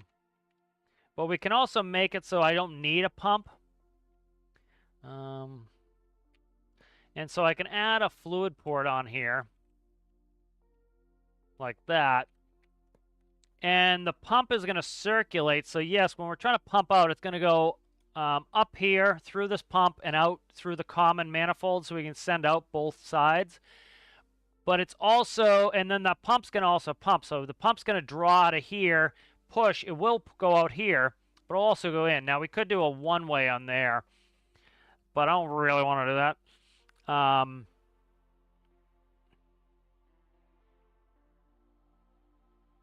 What we could do is this. Let's do this. Cut this. Put a valve on this so that when we're pumping, it's going to... So we'll do that. Let's hook up electricity. And then this other valve I have here is so the way this works is we have the hard point, and if this had jet fuel in it, this can also feed our system in the helicopter, so we can add more fuel to our helicopter by having a pod that we can also draw fuel from. Well, we have diesel in here right now, so I don't want to draw fuel, so this valve will be closed. And eventually what I'll set it up is so that in here we'll have a page on our multifunction display where I can control the pod and say, hey, this has jet fuel in it. I want to be able to use the jet fuel in my helicopter, open the valve. That's what that valve is there. This valve here is going to be, hey, the pumps are off, open the valve so that we can draw out without having to do it on. So I got to add that. All right, so let's add that logic. So this is on-off output gravity valve. And it's gravity valve just because it's not using a pump. It's just using gravity to get the fuel in and out. And we could stack these, but I don't need to anymore. They just have tons of space. This is just a big microcontroller that's there to give me more capacity in my tank. All right, so gravity valve. And then, so right here we have, let me make sure they're toggles. All right, these need to be toggles, or do they? Let's make them pushes still. Let's change this up. I was going to do a pump visual. I don't think I'm going to do that anymore. It's too complicated. All right, so we have a, see, I might change a couple things here.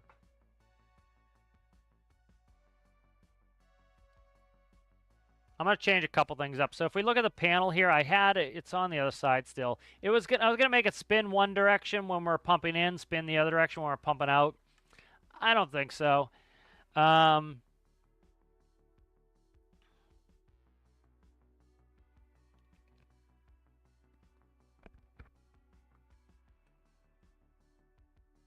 Let's do...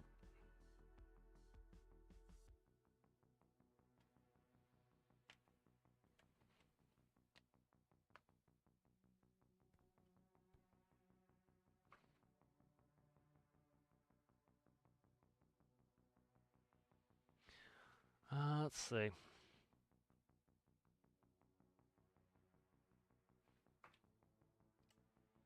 Again, I got to finish up here in a minute. Let's go ahead, pump visual. Let's do a 7 segment. So 7 segments a number. So what we can do is when the pump is off, it will give me a dash. When the pump is going in, it will be essentially an I. So it'll be I for in. And then out will be an O.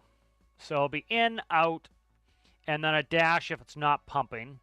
And then what we can do is we can get rid of one of these. And so this will be the pump. So that will be pump.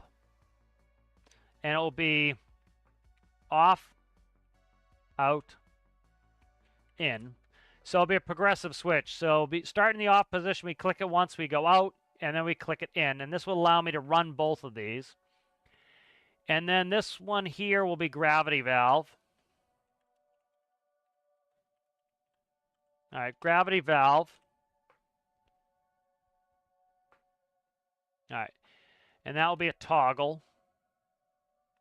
This one will be a push. All right, good. So that's good. And then this will be a gauge, and that's going to be in liters, not in gallons. Liters. All right, good. Now we're going to take this. We'll copy this. Let me color it first. So I want to do, that's green. Okay, good. That's good. I like that. Copy that. Put it here.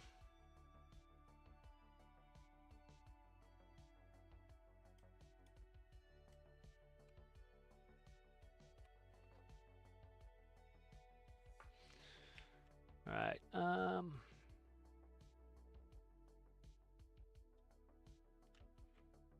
right, so let's see. I should be able to do this with number. That'll be the easiest to do it with. Let's do number because it's going to be a 1, a 0, or a any negative number will give me the any negative number will give that to me. So that's going to be number. On off, I'd have to do the number of each digit, and so I don't want to do that. That can read out that. That can read out the same as 8. These need to be different, so that needs to be, which side's the front? This is the front. So this one here will be 9. That's 10.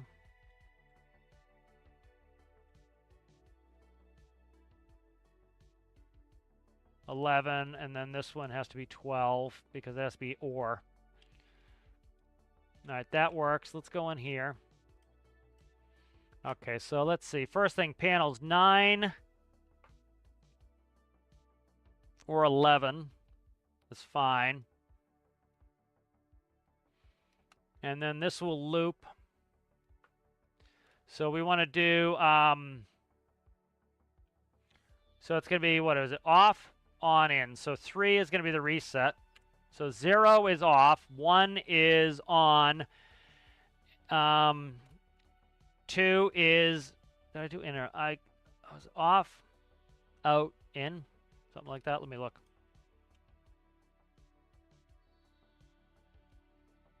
Off, out, in. So it's off, out, in. Okay. So that's good there. This is nonsense. I can get rid of that. I don't need that anymore. Okay, so then we need a threshold. If the threshold is 3, it loops around back to 0 to shut the pump off. That's our looping pump. If we have a threshold of 1, it's going to pump out.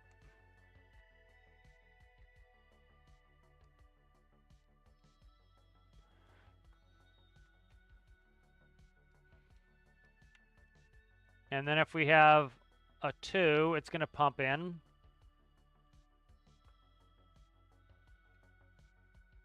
All right, so that sets up our pump loop there. And then what we want to read is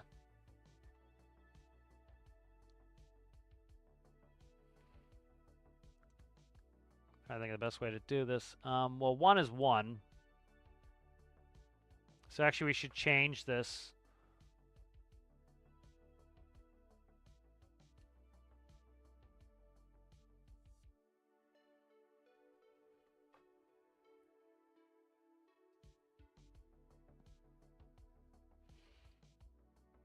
All right, so in is easy. It's 1. I, 1. Out is going to be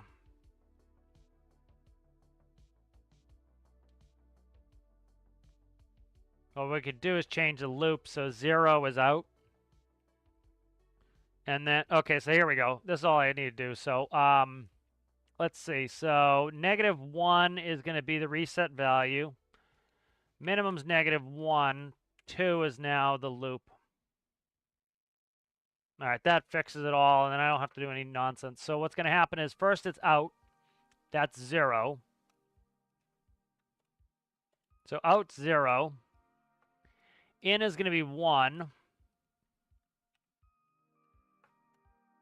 So out will be a 0. In will be a 1. So it looks like an I. And then 2 will be the loop. It will loop it back and make it negative, which will show out a dash, which will show that we're not pumping at all. So that's just resetting where the loop starts. And then we can write that out on, was it 1? Yeah, write it out on 1. So we're going to write a number on 1, and that's this. So that should be a quick and clever way to do that. Panel needs to go to, stop that please, thank you. Panel goes to there to loop that through, and then we need to go there. That simplifies a lot of that nonsense. That can go. Then we have fluid level and liters. That's going to write out to channel,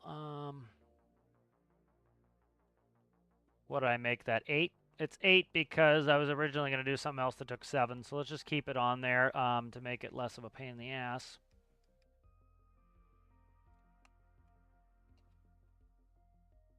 Eight.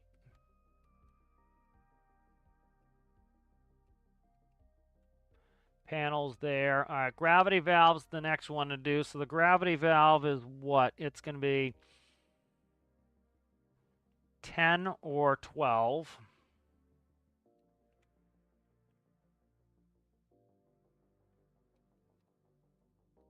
I got to put a pulse in up top. I haven't done that yet, but that needs to go in there. All right, 10 or 12. All right, 10 or 12 is going to be the gravity valve. That's good.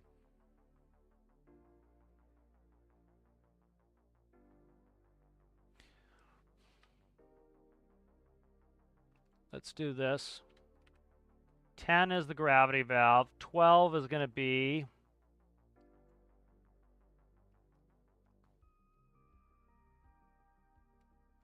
Let's see. All right, vehicle feed valve is going to be 12. So that way, if we want to feed it to the vehicle, that's in there and plumbed in already. What's that? Something just disconnected. I'll check chat in a second, guys. I just want to get this kind of wrapped up because I got to go. All right, so that's good. We got that set up. Let's double check it. All right, and then...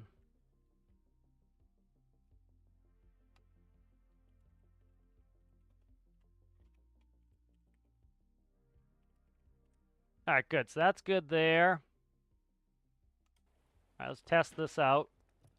We already saved before this, so all right. So right now it's dashed. That means the pumps are doing nothing. Let's grab this and grab that. Where the hell's the tank? Okay, over here. Go from either end's fine. So this is diesel's in there, so we want to pump in. And I want to set this up to, why is that not showing? Let's do it on this side then. All right, so let's pump. I didn't fix the pulse. Fix the pulse here. Make sure all these are plumbed too.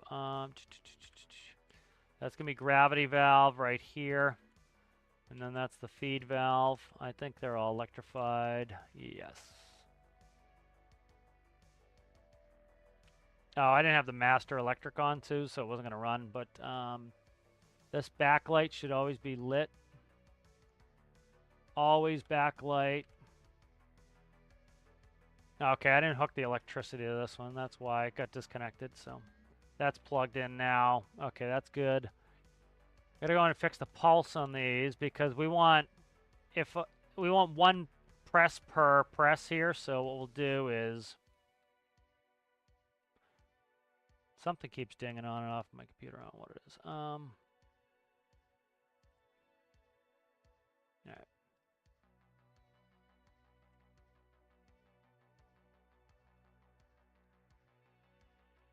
So one tap will be one tap, and that's what we want there for here.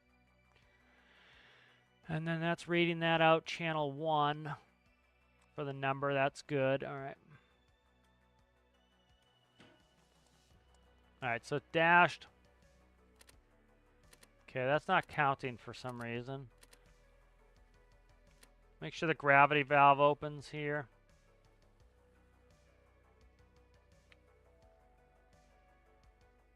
Valve control false. All right. Oh, I know what's up. Okay, I know what's up. The panels, because I put the new panel in, that got disconnected. I'll check chat in a second here. Okay, so this one goes there. That goes to there. This goes to there. That's looped now. All right, that's good. That's what it was likely doing. Okay, that's fixed. All right, so 0 is out. That's an O. That's an in. That's an off. All right. Then we have gravity valve. Test the gravity valve. That is true. That's open. Okay, good. We want to test out our vehicle feed valve. That's this one up top. So if we wanted a feed, which is diesel, so we don't want diesel going into our engine, but we could, you see the valve's true. That means, so now diesel's mixing in with that. That's fine. Shut that off. All right, good. So let's go ahead and we'll test it with the pump here. All right, good. So that's plumbed in. And it's going down because the feed valve is not open. Oh, it's taken out of the top. Okay, that's what that was doing. All right, so we want to, let's go ahead and open the gravity valve. Nope. Okay, so out's going. Let's go out first. So out's going. It's going fast. It's pumping out. Okay. So that's in. Make sure it's going in. We got to change this from off to in. All right, so it's going out. That's fine. Let's stop that for now. All right, so now we're going in. Let's go switch to, that's doing nothing. Gravity valve's closed, so we should be able to take some of whatever's left. So let's pump in. All right, good. So there's no real path for it to go. There was just whatever was residual. When I open the gravity valve, we should be able to just... Okay, so gravity valve's going, and then if we want to help it, we can go out, and now it should pump out more quickly. All right, so that's working well. And you see it counting up. So that's pumping. And we're losing value on that. All right, good. I'm going to change the wheels out to coasters likely so this doesn't do this. I really don't want to go double thickness wheels on this.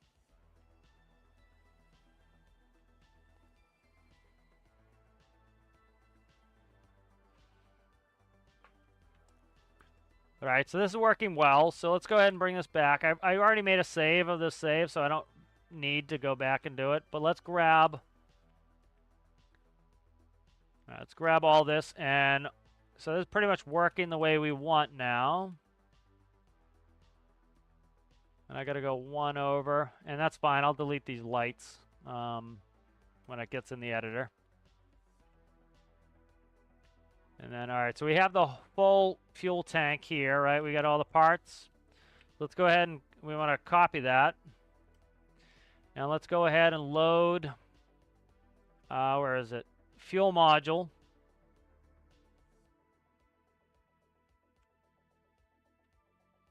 What I'm going to do is I don't want to accidentally get these intermingled, so I'm going to paste that like that. I'm going to grab a block, put it here. I'm going to go ahead, I'm going to delete out all of this.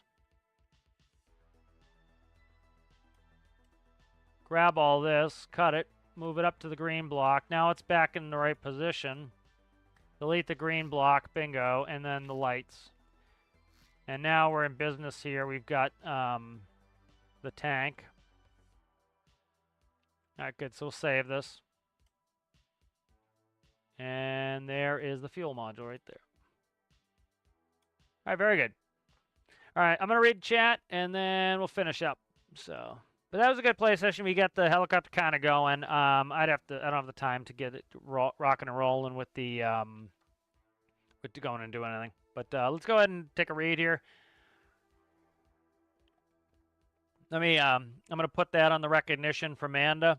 I appreciate you, Amanda, for 2 years. That's a good long time, and I appreciate your support. Let's put that up on there on the Discord recognition.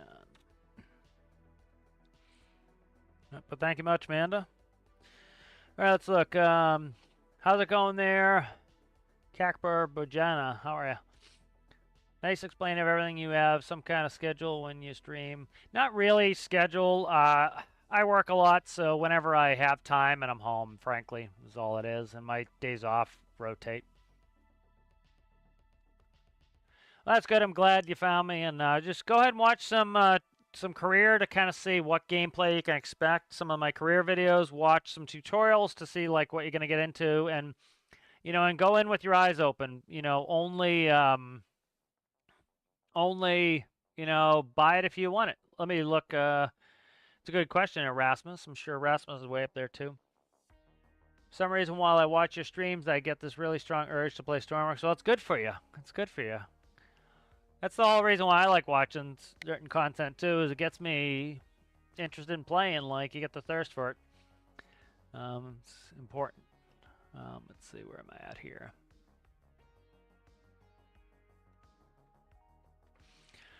So they changed microcontroller nodes? Yes. So I'll show you real quick the Shellback. So right here, if you look at the nodes, right? So on the different layers you have here on the microcontrollers. All right, so you have all your microcontroller nodes. So you have reds and greens are on this layer, data. Then if you go to composite, they're on the composite layer. Then you have video, you have audio, all right? So if we went in the microcontroller here, we already have some data, and we have composite. If we added a node for, say, video, right, let's go video. Video can go right there. We add one for audio. All right, so here are all the different types. Well, we can stack those on each other. We can also stack them on top of a composite node, and we can stack a data node on. We can't stack two data nodes on one another, but you notice we've stacked now this whole stack. And so this allows us now, if we go in here and we update this and we look at it, there's our audio node. There's our video node in the same spot. Right? There's our composite node in the same spot, and there's our data node all in the same spot. So now we can stack those, really decreasing the size of microcontrollers, which was a fantastic update by the devs. Let's see, Rasmus is at 25 months. So, yes, so a little over 2 years. Let me put, here, I'm going to put the whole member list up with everybody's. That was a good idea. Thanks for bringing that up, Rasmus. We'll put that on the list as well for the recognition.